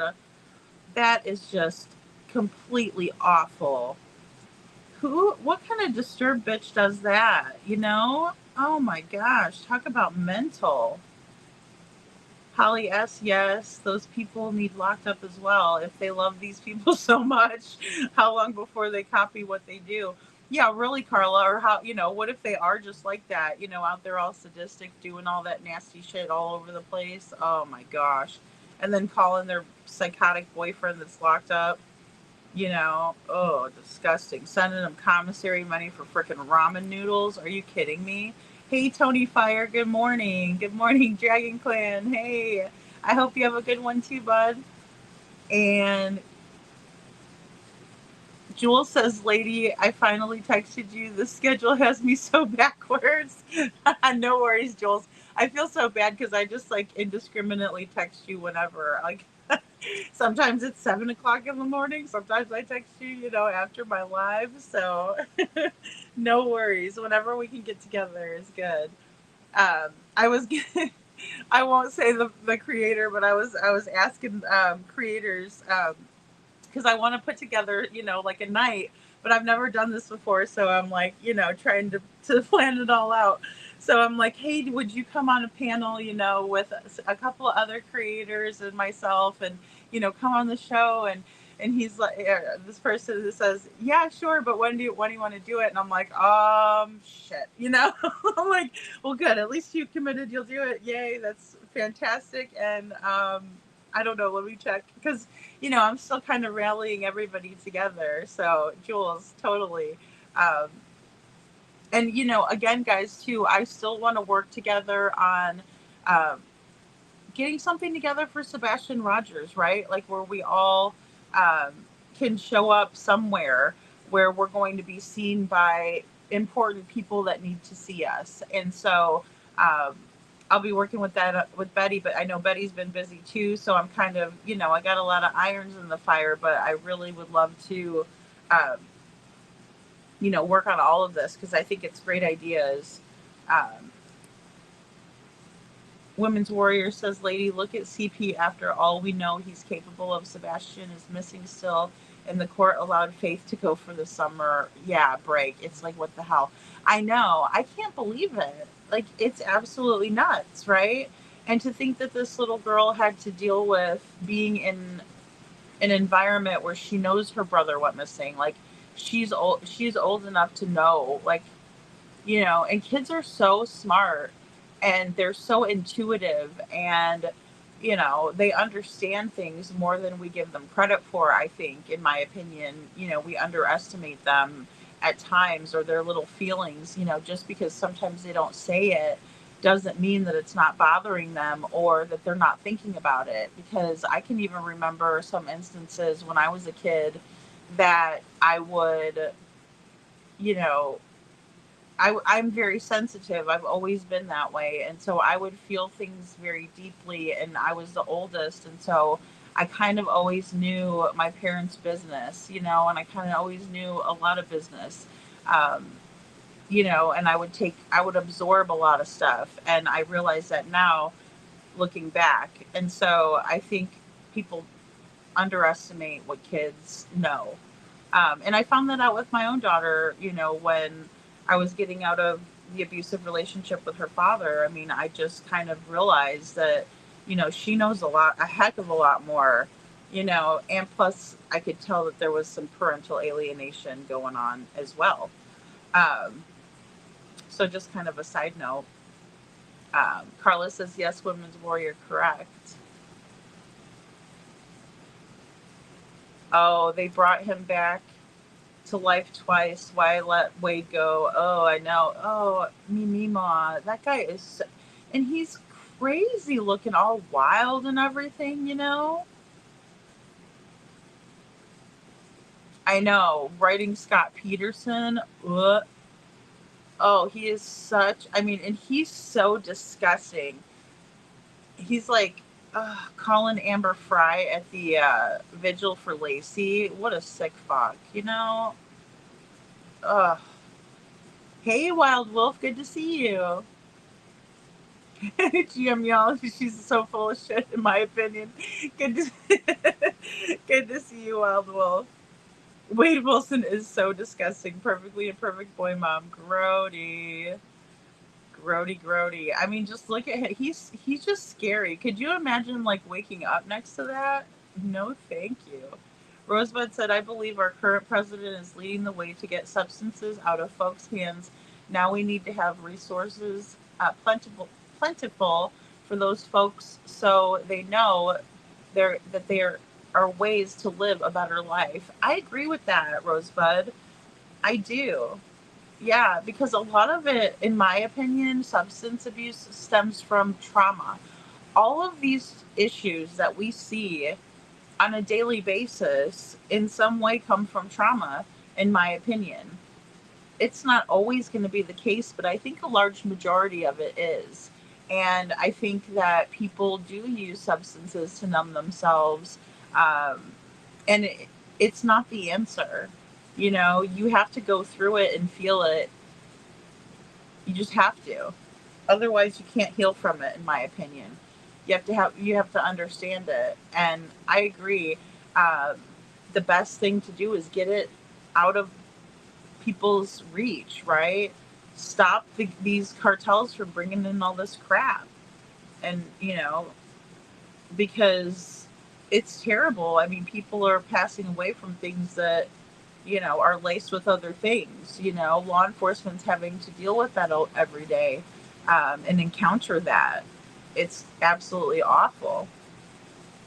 Does the U.S. have a facility for women to background check new potential partners for history of DVCA, RSO, etc.? Because I think there should be a national campaign to make it known it's there. Women's Warrior, I think that is a very, very important piece that is overlooked, because in my experience,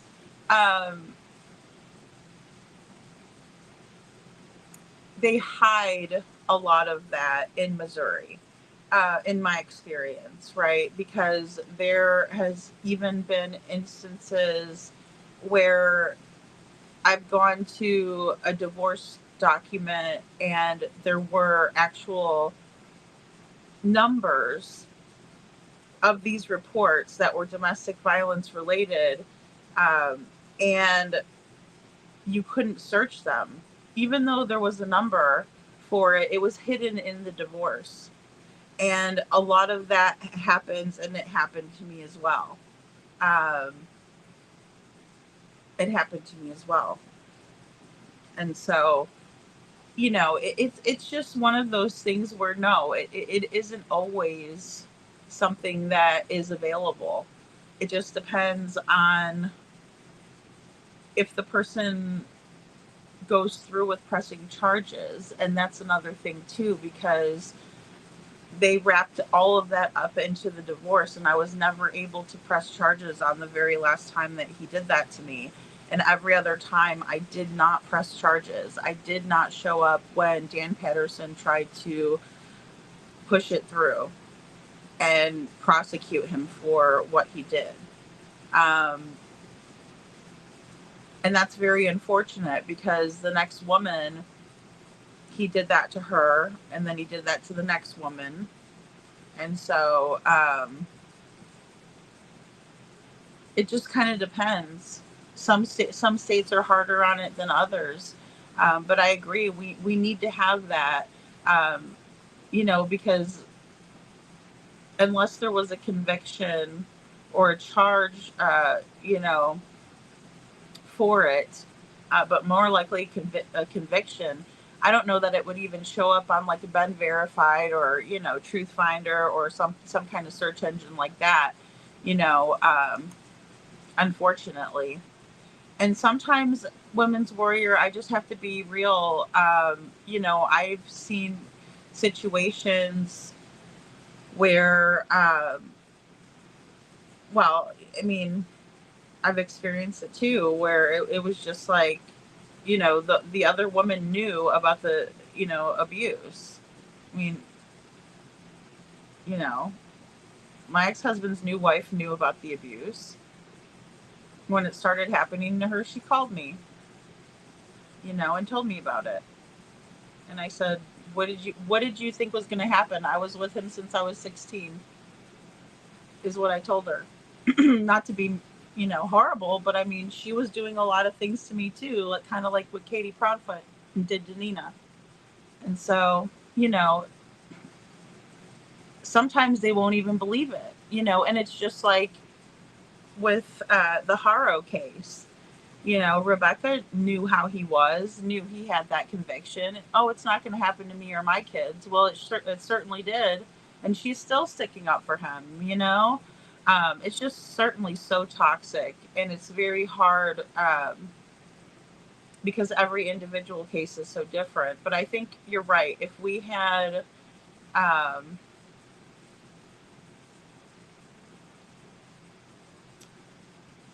I don't know, if we had some reform there, I think it would help, because I think people are starting to get the hint that when there's red flags, get the hell out of there, you know, try to, because it doesn't end well.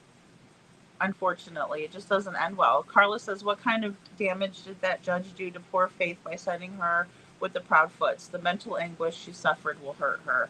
I agree, Carla. I think it's absolutely terrible. You know, I don't think that ever should have happened. I know. I didn't hear about them bringing him back to life twice. That's interesting.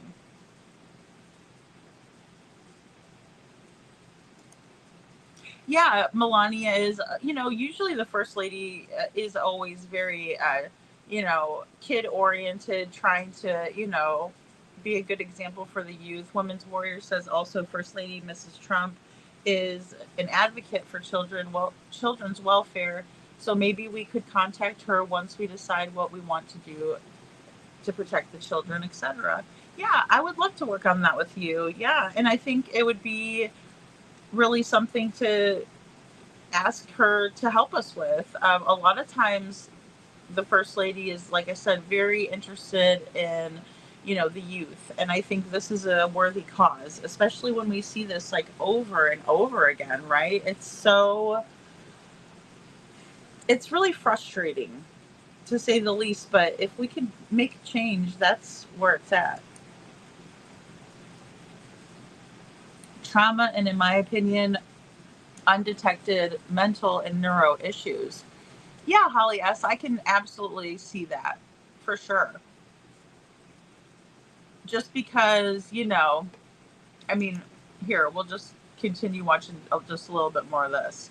She called him multiple times. Calls went straight to voicemail. And according to court records, he, quote, reportedly has never done this before, and further noted he is currently experiencing some mental health issues. Now we go to the next day, May 31st, and police find out that Travis and the girls never made it to where they were planning on going, this apparent 5K running event.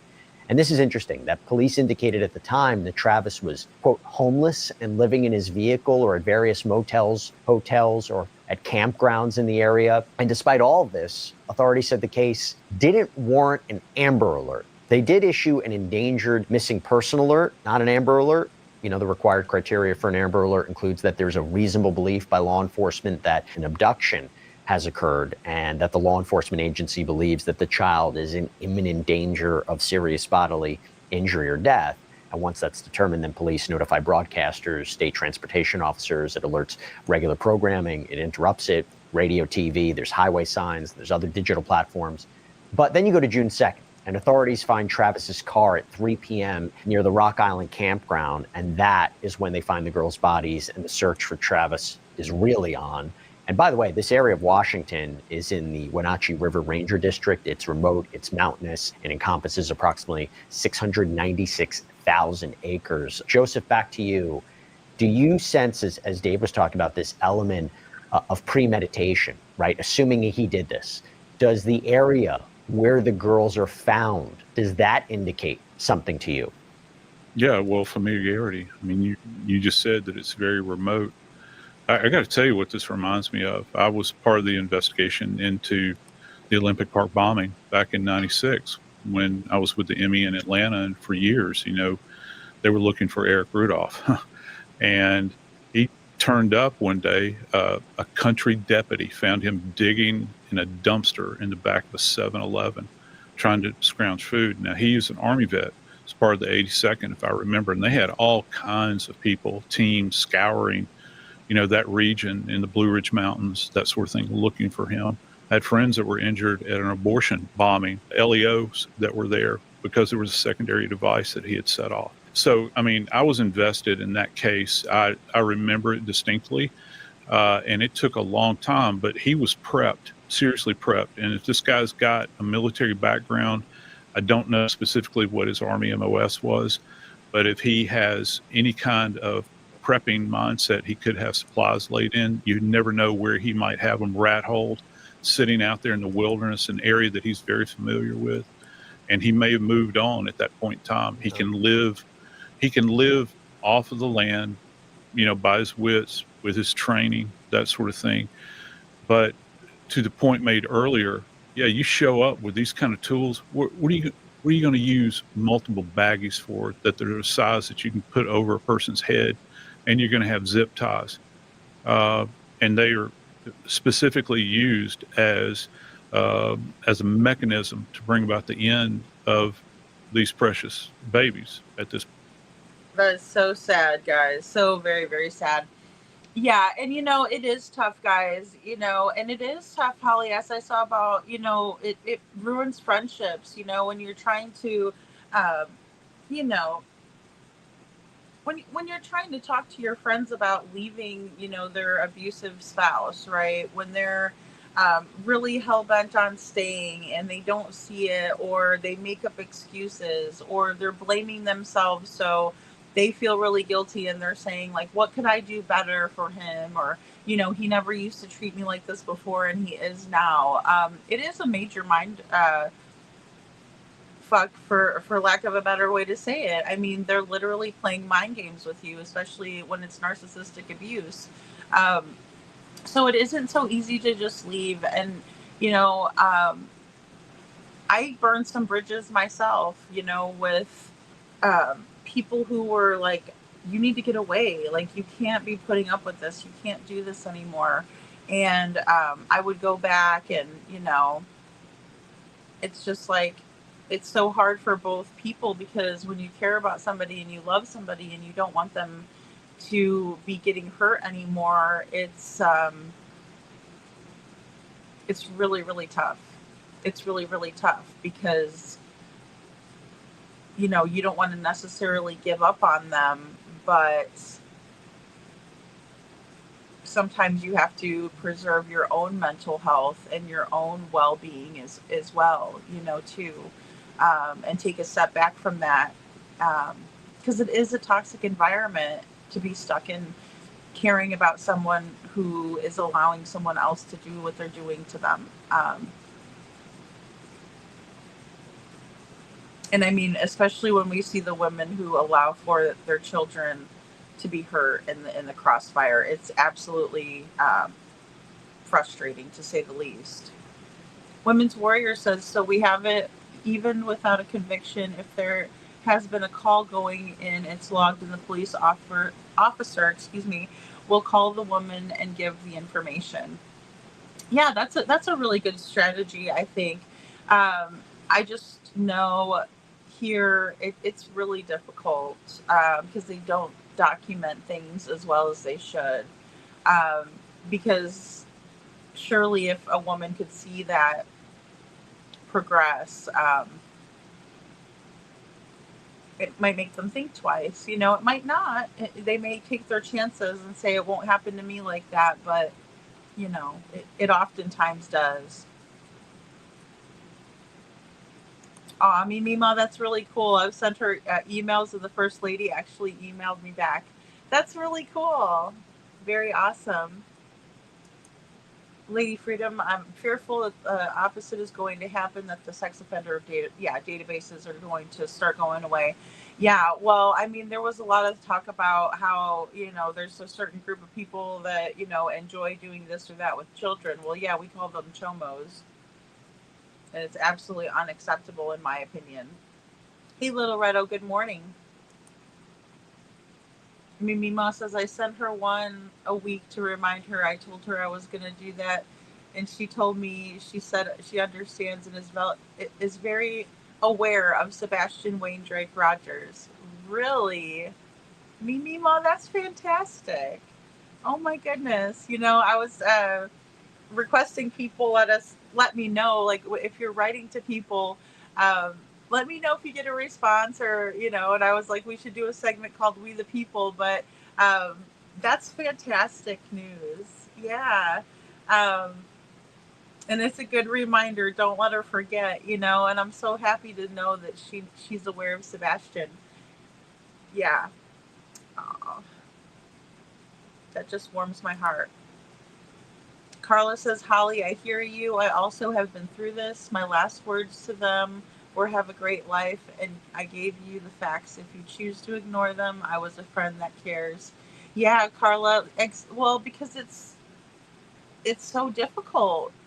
It's hard being the one that's in the situation, and it's hard loving the person that's in that situation. Gabby's mother also talked about during that interview that as a parent, sometimes the best thing that you can do for your kids, if you're in that situation where your child's being abused by their partner, just being there and letting them know how much you love them is the world, right? Because you can't make anybody do anything against their will. They have to want to make the change. They have to want to get out of it themselves. You know, sometimes they're not ready to, and I know that it's hard for people to understand that, but it is ultimately their choice. But it is so hard to love somebody through that. It really is. And it's dangerous. It's very, very dangerous. Very dangerous. I've had friends that were put in very dangerous situations. And I don't want to, go into all of it, so we won't.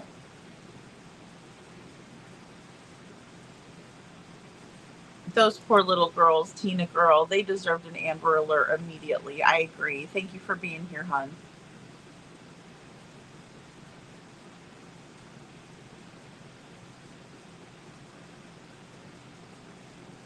Oh, okay. Jewel says, yep, he is in the 82nd, just like Brent Kopacka and Brett Payne. And Holly S says, I mean, people drink and use drugs because of undetected problems, and I don't know what is wrong with Travis other than being a monster. Well, yeah, because I don't know if he had a history of substance abuse. They haven't said that, but I think they were really trying to, highlight the mental illness aspect of it. And it's very hard for me to think that just because he had PTSD and borderline personality disorder, that would cause him to do such a horrific thing to his beautiful little daughters, I almost feel like he used those kids as props, sort of like CP uses his daughter, in my opinion. I think so too, Holly S, because you could tell, like, in the pictures, he was like totally striking a pose way too hard. It's like, chill out there, GQ wannabe. He was infantry. Yeah, Jules. He has the training, and I know some of it it was said that he didn't do so well at, but still, and he has caches all over. I mean, that was said by his father. His family was coming out, giving out information in the beginning. Holly S. Carla says his plan was to hurt his ex-wife the worst way he could. And, Carla, that's a good point, that he probably was trying to leave her to live and deal with the sorrow and the grief of what his aftermath, and his collateral damage caused. I think it is PTSD from his time in the service. And see, there is a difference, in my opinion, between combat PTSD and domestic violence. They call it battered women's syndrome. That was the thing they used to call it. You have battered women's syndrome. So, like, for a combat veteran having PTSD, fireworks might be a trigger. Those loud noises, because that kind of signifies, gunfire, things like that. Now, an example of battered women's syndrome or PTSD from domestic violence is, somebody might raise their voice too loud and you're going to get startled, or if they move their hand too fast near you, even though they're not coming at you to hit you, it could just come near you and you could flinch, right? Because you're scared. And that kind of stuff sticks with you. Both times you can wake up screaming in the middle of the night from a nightmare. You can wake up crying.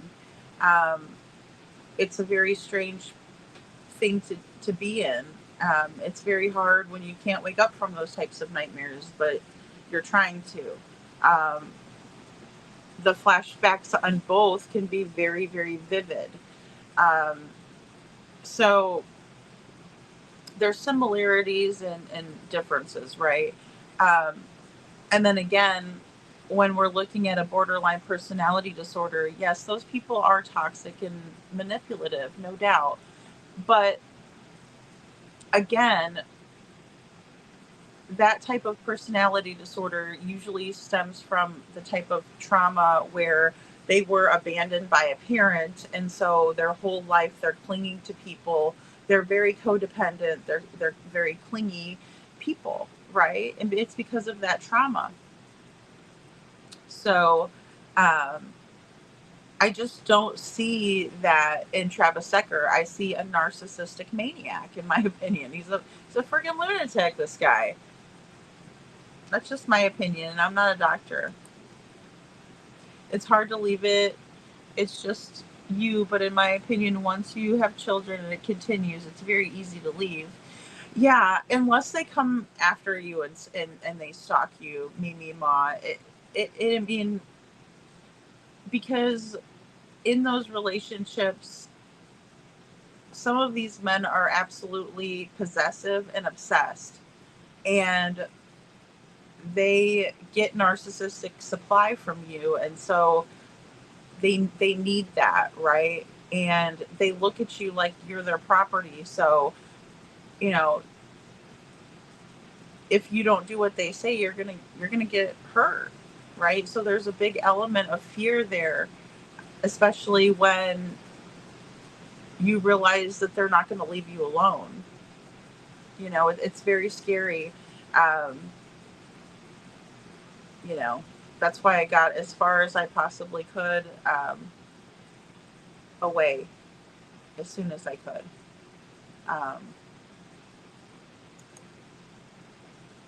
Holly S says, I don't think these kids wanted to be doing all that camping. Yeah, I agree. The little girls, oh gosh, no. Yeah. After a while, yeah, they started probably voicing their concerns. I agree with that, Holly S. I bet they were starting to speak out, and it has to get boring, and I'm sure he was acting weird. Well, absolutely. And two, you know, as little girls get older, and they look like little princess girls, right? And I know how that is to not really be a tomboy and be more girly. And so while camping would be fun for a weekend, it would definitely get boring and old, and you know, it's just not normal, you know.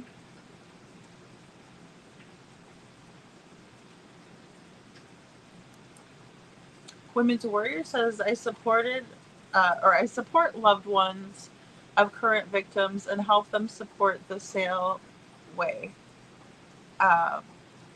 Support them to know that they will leave when they are ready, and to be in the background and wait for them to reach out. Yeah, that was the advice that Nikki, Gabby Petito's mother, was giving.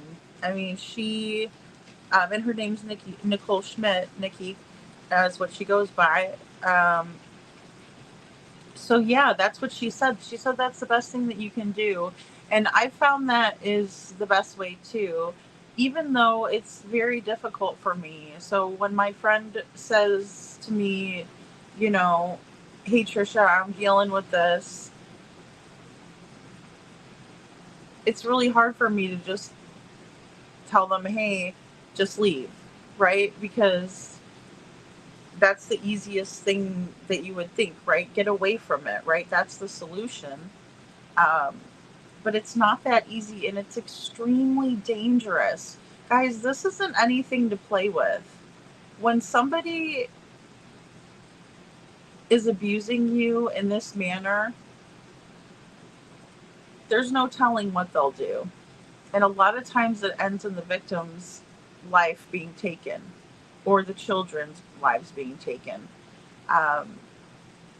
So it's a very vulnerable, scary, and dangerous time for a victim of domestic violence to just leave, because they'll find you. I mean, sometimes there's not very many places that you can go. So if you end up at a friend's house, that's what I was talking about too, about putting their lives in danger, putting their home in danger. It's not that easy. Not that easy at all. And it's very difficult to understand unless you've experienced it. Tina Girl says they probably like to go camping, but not every single time they saw their dad. It's probably got boring. Yeah, I agree. Well, and little girls like comfort, typically. Mental abuse is the most prevalent of the abuses. Yeah, narcissistic abuse is absolutely one of those things too, Little Redo, that occurs with,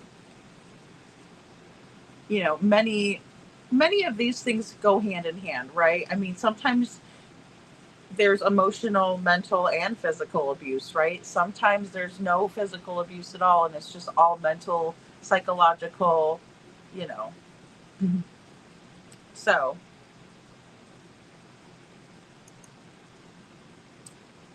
Women's Warrior says, lady, as a perpetrator, main goal is to separate and isolate their victims. So a mutual safety plan with the victim as the expert is her own relationship and being the main focus, but to be reachable in an emergency. Yeah, I agree with that, Women's Warrior. Excuse me. Yeah, and here's the thing. A safety plan is of the utmost importance. That is exactly how you're going to be able to get out of the situation safely. And it's so important, again, because of the danger level that you're in. The risk is very high. It's really going to piss him off when he gets home and you're gone. And it's really going to piss him off even more if you take his kids with you. Yeah. Because again, you guys are property. You're not a person to that scumbag.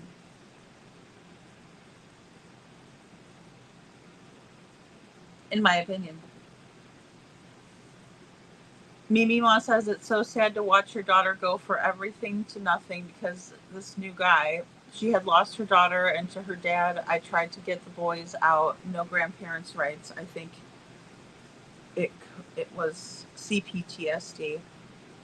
Yeah, and it's extremely painful, Mimi Ma. It is so very sad because sometimes people keep those rose-colored glasses on, especially if, like Little Redo said, if they're not getting physically beaten up, people don't see the scars that are inside, right? They can't see it.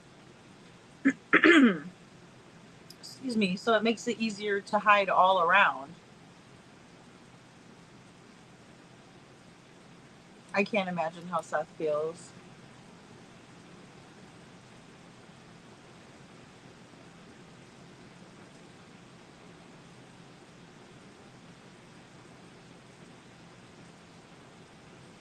Okay, guys, I'm just going to go ahead and play this next clip and kind of get caught up in chat here. Point in time.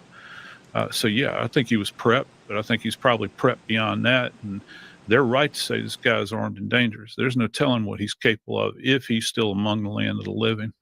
And let me talk about that for a second. So, right, this search is quite extensive. You have local officials, the FBI, the Department of Homeland Security, the U.S. Marshal's Office, Dave.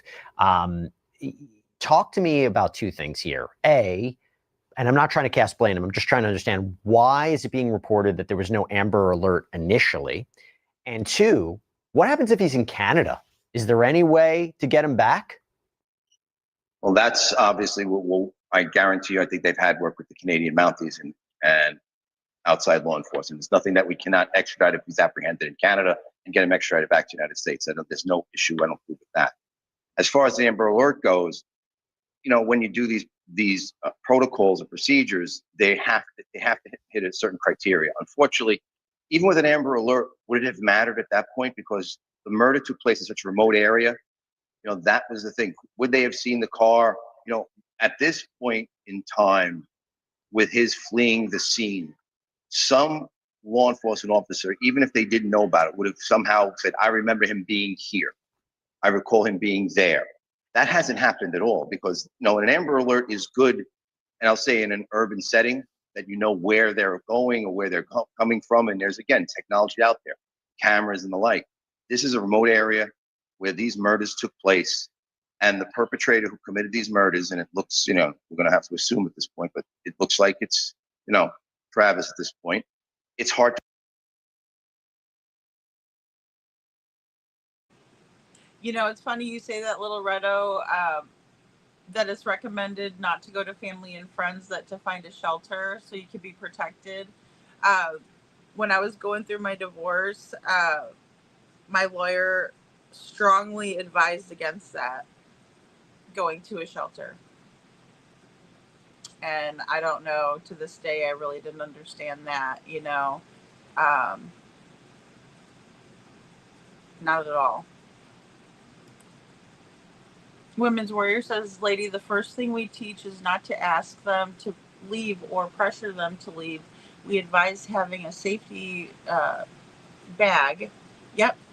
At a friend's home, like an important document, they can store evidence for you too. Yeah, I agree with that. I think that is really, really smart. If you have someone that you can trust, absolutely. One place that I was able to go and get help was the Victim Center in Missouri. Also, they had the Harmony House. And so that's when I learned about the safety plan, because, I had gone about it completely the wrong way the many times that I did leave, because he found me every single time. It didn't matter. Veronica says, my father abused my mom and me, and she tried to leave, and he would find us, and it started all over again. And he would then threaten to run us over. I think you meant to say, I don't blame my mom at all. Thanks, Veronica. I appreciate this. Yeah. I don't think anybody should blame the victim. I'll just say that. I'm 56 and I'm not sure, you had no help. Yeah, well, and the thing is that, I moved to Missouri with him, which wasn't a smart move on my part. I did. That was my decision. I moved from my home, which was in Chicagoland area, to, Missouri, which is, Southwest Missouri. And that was my mistake. That was my bad, because I should have stayed put where I had a support system, but instead I didn't. And then I came to a place where all of his family was and none of mine was, and that isolation and the lack of support system is huge. Right. And then, when you're in Missouri and they don't want you to go back to Chicago, I mean, that was one of the big things too in the beginning. They were, looking at me like I was going to kidnap my own kid to Chicago. And it's like, don't you think I would have already done that if I was going to do that? I mean, I didn't even have the means to do that. So, yeah, look at him. No child could stay away.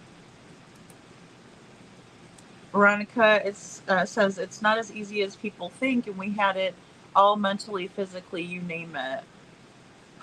Yeah, Veronica, that's the big piece of it. And I dealt with that too, the narcissistic abuse. So that with that comes mental and emotional. So I'm so sorry that you had to go through that when you were little. Well, he never touched me, and the other way didn't know how to put that. Well, yeah, I understand that though, because even witnessing that happen to someone else is very emotionally abusive and mentally abusive. I agree.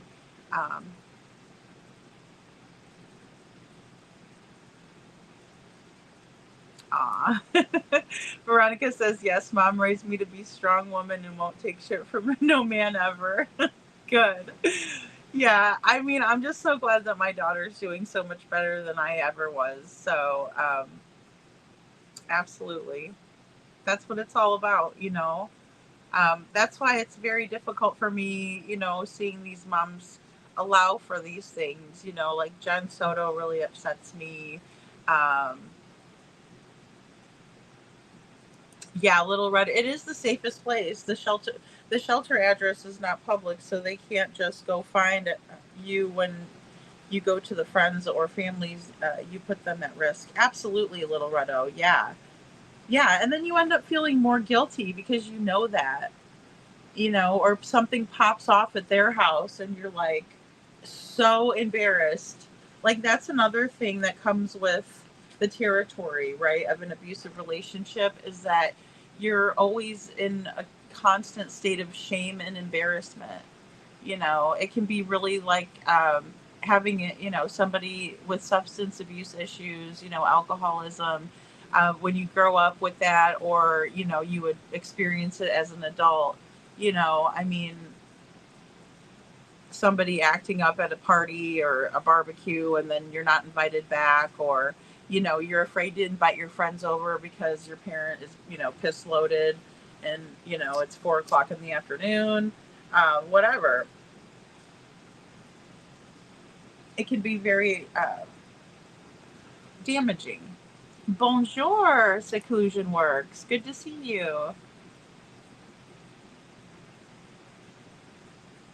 Oh, yeah. And see, that's the biggest thing too, right? I agree. Seclusion Works, spot on. Also, you hope no one figures out what you're hiding. Yeah. I mean, that's a fantastic example of why people would, have such shame, and that it just comes along with it, and you're always being broken down. Just think about this. If the first thing you wake up in the morning to is someone saying you're a dumb bitch and you're lazy and you're fat and you're not good enough and nobody's ever going to want you but me. Okay, you wake up to that, right? You suck it up, you take your shower, you cry in the shower, you go to work, you have a decent day at work, whatever, it is what it is, it's fine, it's work. Then you get home and then you're told, you're nothing, you're, just piling on garbage, right? Onto someone's psyche, onto someone's person, onto their view of themselves. And this is someone who's supposed to love you, right? This is someone that you gave kids to. This is someone that you fucking cook their dinner for, and they're sitting here telling you you're nothing and you're a lazy fat bitch. That's gonna weigh on you. You are going to start believing that, even if you don't believe what they're saying to you in the moment. Like, that's not true. Why are they saying this to me? It really starts to sink in, and it becomes part of what, your hardwiring, especially when this occurs when you're a child. And that's why it's so important for people to recognize that these things do exist, and it's just the way our brains work. We're only surviving. Everything that we've been through, if you've been in an abusive relationship of any kind, just know that everything that you did was so you could survive. Everything. So don't ever feel down on yourself. Don't ever say, I should have done this, I should have done that, because we can't change it. And that's just bargaining. That's all that is bargaining back and forth with yourself. And hindsight's always 20/20. So don't ever feel like anything, believe me, there's been times where I've sat there and thought, man, why didn't I just have my daughter and leave when she was a baby, when it very first started, right? The first time I got hit, why didn't I just leave then? My mom was still alive. My dad, my mom and dad were married. I could have, gone and lived with them back and everything else. But, I am who I am today because of what I went through. And I'm proud of that. So I'm proud to still be here. I mean, I look at a girl like Gabby Petito, and she wanted to be a YouTuber. That's all she wanted to do. And she made the first video you know, that's on her YouTube channel today, and her only video that she was allowed to make because Brian Laundrie took her life. And I'm just glad that I'm here, you know, because that beautiful young girl isn't. I wonder if KK felt like that too, Little Red. I wonder that too. I wonder that too. I can see CP being an embarrassment everywhere they went. I agree. And, you know, it's been alleged that that is what the neighbors felt. It's been alleged that they went to, I think it was a barbecue, and, you know, Chris made a fool of himself, and, you know, maybe he had a little bit too much to drink, or maybe he's just being Chris. I mean, I've heard Chris sober as a judge, as far as I know, and he said the most awful things, you know? Carla says, Veronica, you're a stronger woman because of what you went through. Some foolish man dare try to hurt you now, and they wouldn't stand a chance. That's right. And that's the thing. We start to see these things, right? Or just hearing about it, right? Because we think, okay, well, that could never happen to me. But just say, you know, you were in a marriage and you decided to get out back into the dating pool. It's a freaking wild, wild west out there, I'm here to tell you. And I wouldn't want to be back into the dating pool. Forget about it. I'd rather get a cat. I mean, because it's dangerous anymore. And you don't even know who you're sleeping next to, you know? And you don't want to put up with that mess. Rosebud says, but you're also in a pattern of thinking you can help them change, but their failure to launch is not another's responsibility. I agree with that, Rosebud. They have got to make the choice themselves. They have got to be ready. And that's why it's really important to let them know that you're there when they're ready, you know, and maybe even just check up on them, you know, but it is hard because sometimes when people are miserable, it's like the crabs in the bucket, right? They want to pull everybody else down with, you know, to their misery. And I mean that just because somebody's a victim doesn't mean they're not doing that.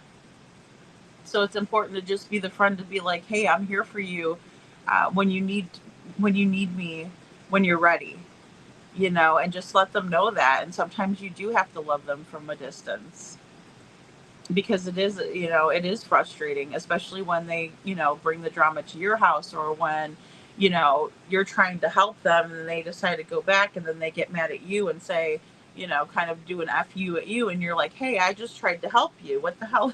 Why are you mad at me for? You know, what's going on here? Trust me, I've experienced it myself, and I've been there too. Yes, ma'am, Veronica. And you know, it's an accomplishment. Making it through the trauma, that is a survivor. That's the definition. In that vein, it teaches how to keep secrets. When I applied for my security clearances, I had already ingrained keep your mouth shut. Yeah, well, seclusion works. And, you know, generationally, it used to be mind your own business, you know, and now it's see something, say something. So we have made changes in the right direction, I think. Not everybody is going to, you know, go along with it, but I think it's important to recognize that that's a more healthy outlook or a strategy. Rosebud says, when I was a kid all the way up to high school, the worst part of my day was going home with my verbally abusive mom. I'm sorry, Rosebud. My Lord. I am so sorry. And you know, that's what's so sad, you know, because you just deal with that when you know, right when you get home. And sometimes the sanctuary is going to school. Sometimes that's somebody's only sanctuary. Some of these kids, that's the only time they eat, you know? And that's real talk right there. I mean, that's the only time they're getting any type of nourishment at all. Lil Redo says, now don't be a hater when I say this. Most of the time women marry someone like their father, so they watched their mom being treated like this and thought it was normal. Yeah, I can see that, Lil Red. Statistically, I can see that. Because it would just go to what you're used to and accepting the love that you think you deserve. And as a child, a little child forming their confidence, forming who they are, forming connections with others, they're going to think that's what love is, right? Because that's how they were taught to love. That's how they were loved. That's what they were shown. And they're modeling that, right? They're modeling after that. And some people will say, I'll never marry someone like my dad. He's so horrible. And then lo and behold, you get involved in a relationship with a narcissist and they love bomb you, and then they flip the script. The mask falls, so to speak. And, when dealing with folks on the dark triad, that's how it works. That's just how it works. They manipulate,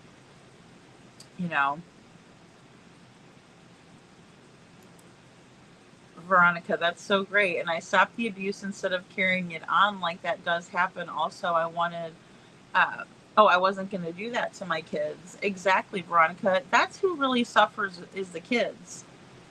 The kids are who suffers the most. That's why, I always say, I try really, really hard not to have sympathy for these parents over the kids. Even when I believe that abuse is present, domestic violence, that is. And the reason being, and a good example of that would, again, be Rebecca Haro. Do I think Rebecca Haro murdered her son? No, I don't. I think Jake Haro murdered their son. Do I think that she was complacent and she probably went along with it? Absolutely. So is she a victim? Yes, but she's also a perpetrator. Two things can be true at the same time. And there is no perfect victim also. All of us have a hand in what we've experienced in life. We just do. Whether we like it or not. It's about taking responsibility. It takes two to tango. You know what I mean? That sort of thing. And it is embarrassing, Veronica. It is. That's why, we don't have to add insult to injury and shame people, in my opinion. I think being a victim of domestic violence in the past, I'll tell you, it's absolutely embarrassing enough. We know. We look at ourselves in the mirror. We see it. We know it. It's just extremely difficult to get out of it, and it's so dangerous. So never rush somebody out of it, guys, because, that could be very dangerous for them. Very dangerous, because it pisses the guy off. If the guy's anything like my ex-husband, look, it's going to piss him off that you left. And he's going to come after you for it. Because his ego is bruised. How dare you leave me? Oh, absolutely. And it's very dangerous. It's nothing to mess with. And not everybody's situation is going to turn out like the others. Women's Warrior says we need to teach our girls assertiveness and their worth. We need to make the red flags known universally. Also make it known that they make excuses for past behavior. My ex was crazy. I didn't do that. Yeah, I agree with all of that, Women's Warrior. Really well said. And the thing is that assertiveness is very difficult when you're raised to be seen and not heard. Assertiveness is very difficult when you're told to stop telling the truth. That is, something that is very prevalent when we're looking at family dynamics as well. Generationally speaking, maybe it's a little bit different nowadays. Some people will say children are too vocal, but I think there's something to be said about that. Teaching children to be assertive, even little boys. We need to teach little boys to be assertive too, in the correct way, not some kind of toxic, masculinity. But more that, hey, your voice matters too, and, stand up for things, right? Stand up for the little girls. We don't hit girls, things like that. You have to be kinder to them, They're more soft than you are, right? But then again, you know, it's just kind of the society. Society as a whole needs to change the view, in my opinion. We are raised with certain beliefs and values we watched our parents. I agree with that, Lil Redo. Yeah, absolutely. If we know that something's unacceptable and our parents teach us that and right from wrong, absolutely. I agree with that. Yay, seclusion works. It's back to work. Some secrets shouldn't be kept secret, though. It's behavior patterns that could become very unhealthy. I agree with that. I agree. Yeah. Yeah, it's very dangerous, in my opinion, to hide things. Absolutely. Absolutely dangerous to hide things, especially when you're being hurt, right? But it's difficult because it does come with a lot of shame. That's why a lot of times when somebody is being sexually, assaulted, they're keeping that a secret because they're feeling shame from it, or maybe they told someone and they didn't believe them. Because I hear that a lot, and I know that happens. And to anybody that's ever told somebody about that and they didn't believe you or they shamed you for it, shame on them.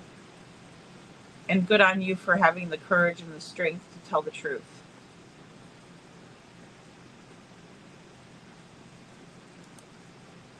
Aw, Veronica, thank you. I appreciate that. Yeah. I'm lucky that my daughter doesn't hold it against me either, because I think she recognizes that I did try to leave many, many times. And I think she knows that. Veronica says, me too, and it's a sad girl in us. We are alike more than you know. Ah, Veronica, that's so cute. Thank you.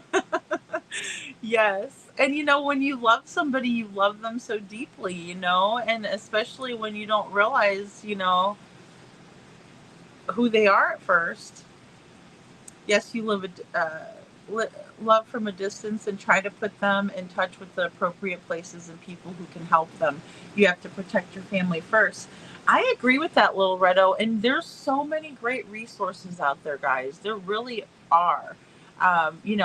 Counseling, there's forums nowadays, there's videos on narcissism that are fantastic, that like lay it all out, that show you, what to look for, the signs to look for. So if you think, that you may be in something like that, there are so many resources, and it's really about talking it out and processing it and, that sort of thing. You really have to have someone that you can trust and love and that loves you too.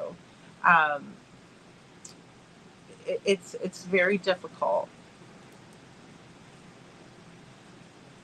Oh yeah, and that's the biggest thing from the trauma that is a beautiful thing, Veronica, and it opens up my heart for people, children that need help. I agree. You can recognize it, easily, and I think it's so important. I think it's very, very important. I do have a different feeling of Rebecca Haro as well, Lil Redo.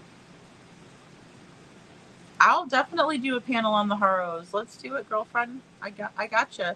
Yeah, very interesting, the dynamics here, right? It's still unfolding though, so I'm hesitant.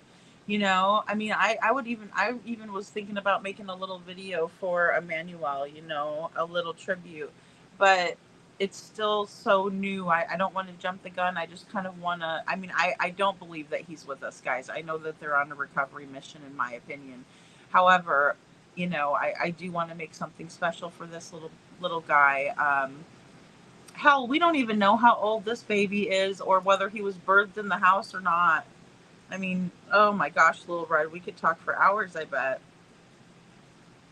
Yeah, we do not have the right to judge another person's relationship. It's very difficult, right? It is. It is. It's difficult. But I think pointing some of it out could help too, in a gentle fashion. Knowing your friend, knowing your family member, and kind of how to approach them with it. Because I don't think gentle accountability is a bad thing. or asking questions, like, is everything okay? Or is there something that you would like to talk with me about? Or something like that that's non-intrusive, that's kind of giving them, the green light, saying, hey, I love and care about you, and I want to know what your feelings are, and I think that can help so tremendously,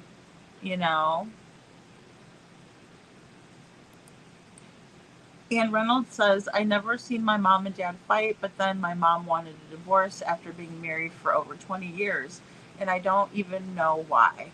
Wow, Ann, that's interesting. It's so hard to tell. I know a lot of times, as a mom, you kind of try to hide those things from the kids. You might go in the bathroom and, cry it out for a minute, get it all out, and then,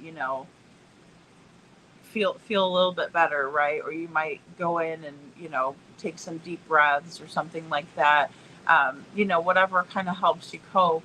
But it's hard because relationships are complicated, and that was one thing that I always kind of said, is that I was going to try to stay,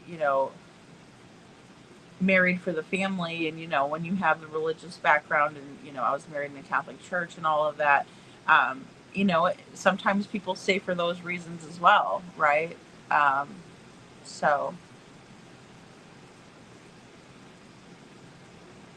Oh, I know. Me too, Rosebud. Because I know, yeah, she says somebody jumped her, and punched her. Ola punch, And then I'm very interested in the story where Rebecca Haro got the black eye. I am too, because I think he did that to her. Somebody said that, I was in a chat, I don't remember, somebody said, like, she hit herself. I'm like, that's extremely hard to do, to make the type of injury that she has on her eye, in my opinion. But I thought to myself, no, I don't think that's what it is. I think he did that to her. Sorry, guys, I had to stretch there. He did that to her, in my opinion, whenever this transpired with Emmanuel. I think that's when this happened. I think part of her story probably rings a little bit true, right? He probably knocked the lights out of her, and then she woke up and she didn't have Emmanuel anymore, or maybe she, he had done this in front of her, she got in the middle of it, and he laid her out on the floor, and then he was gone. But that kind of still remains to be seen. I'd be interested to know. Let's look and see if there's any anything on the monster or the monster's family here. Oh, I wanted to look up YouTube instead. Hold on. Oops.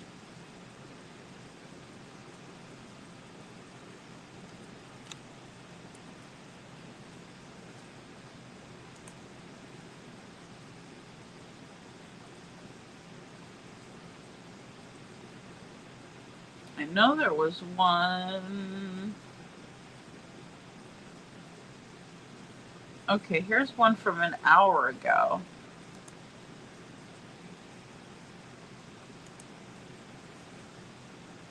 Whoopsie daisy. Hold on. Let me remove this one, add this one. Whoa, Lady Freedom's huge. Okay, hold on, sorry.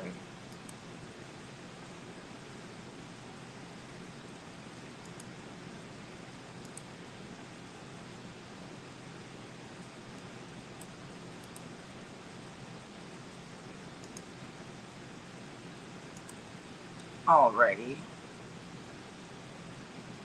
I.e. this morning, the search for the body of a 7-month-old boy briefly turned to the hills along the 60 freeway in Moreno Valley over the weekend. Mario joining us live with the latest on the search. Mario. Bob, Jen, and the question remains this morning, where is 7-month-old baby Emmanuel Haro? Well, following his arrest, both parents arrested late last week.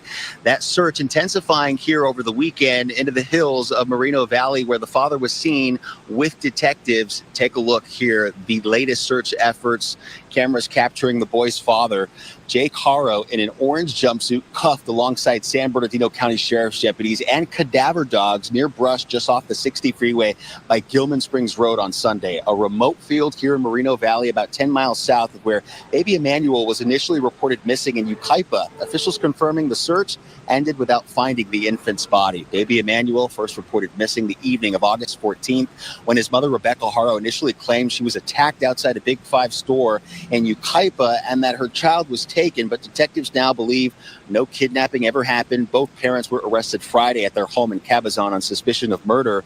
Meanwhile, we've been seeing visuals continue to be held for baby Emmanuel, with the community demanding answers. I'm up there. And just affects me because I have babies at home as well. So, it's very close to home. If these people don't want to come forward to doing the right thing, well, let God do his will. I agree. While the mother reported her son was believed to have been kidnapped, sheriff's authorities unfortunately say they believe the child is dead. Officials conducting extensive searches in the areas of Yucaipa and Cabazon, where several search warrants were served, and they say they continue to review a large amount of surveillance video from areas of interest. It's not clear exactly what Emmanuel's father, Jake, may have said to detectives leading them to that remote area here in Moreno Valley. We know both are being held without bail, and they're expected to appear in court for their arraignment on Tuesday, tomorrow. For now, that's the latest here in Moreno Valley. I'm Mario Ramirez. All right, arraignment back to you. tomorrow, All right, guys. Mario, thank you. Arraignment tomorrow for the Haros. Yeah. Yeah, and when Rebecca drove alone, and made that story up, that's when she should have drove to the police and told them everything. I agree, Rosebud. She had a full opportunity to do that. Absolutely, and she would have been protected. And I hate to think that she would have given up that opportunity. It's pretty sad that she would do something like that, in my opinion. It's bizarre, to say the least. And that could have been because she only cares about him and not about her baby. Unfortunately, she wasn't crying. She didn't have tears coming down. I think he beat the heck out of her too, Veronica, unfortunately. And it's so sad. It really is. The whole deal is so sad. I feel sorry for baby Emmanuel more than I do the parents, though, because like I said, even knowing that she was probably abused herself, I still can't with her. Hey, Ida Anthony, good to see you. I have an echo in my earbuds. It's kind of going in and out, and it's really bugging me, so I took it out here.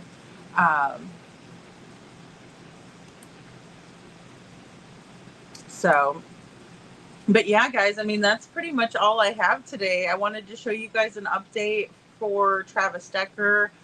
Monster Dad still at large. There is a $20,000 reward for information leading to his arrest and conviction. We also have the Haros due in court tomorrow on arraignment for murder. Now, the charges are absolutely murder with malice, so malicious intent, right? Thinking premeditation. And Chris and Katie are still, out and about doing their thing, living their life, living their best life, So that's kind of where we stand with things. For those of you who did not know, on the daytime early bird crew, we did have good news that,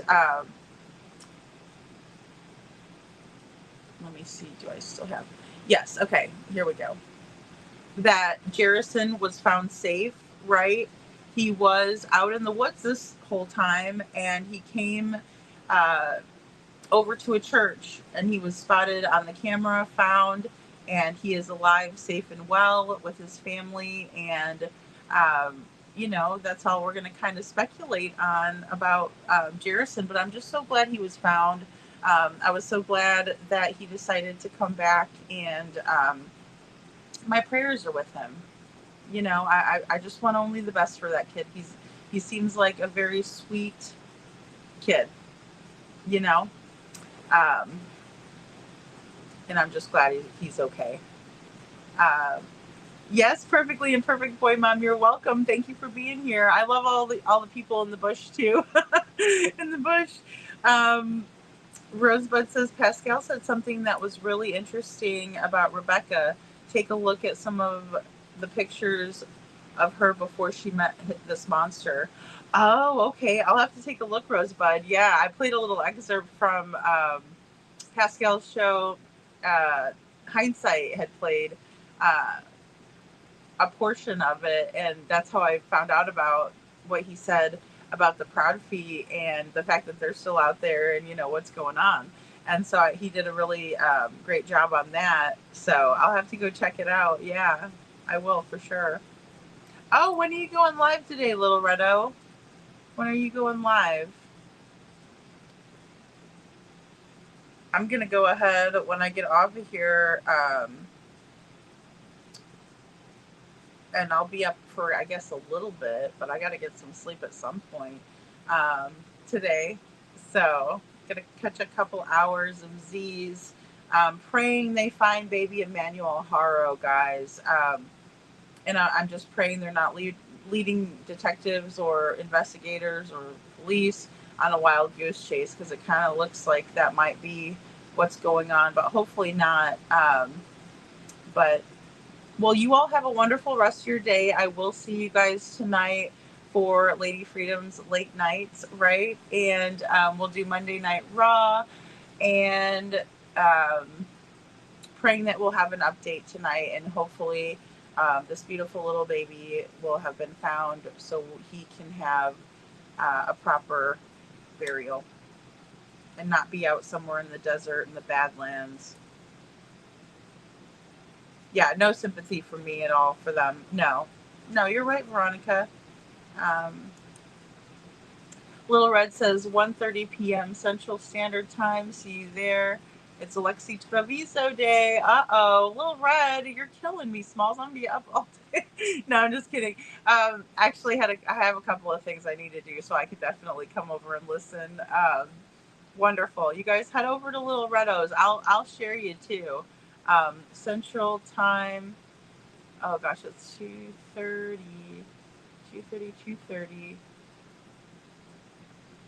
Yeah. I'll share it no matter what. No matter, even if I'm on the replay crew, I'll share it. So, all right, guys. I love you all so much. Stay safe out there. Have a great rest of your day. And thank you all so much for being here with me. I really appreciate you guys.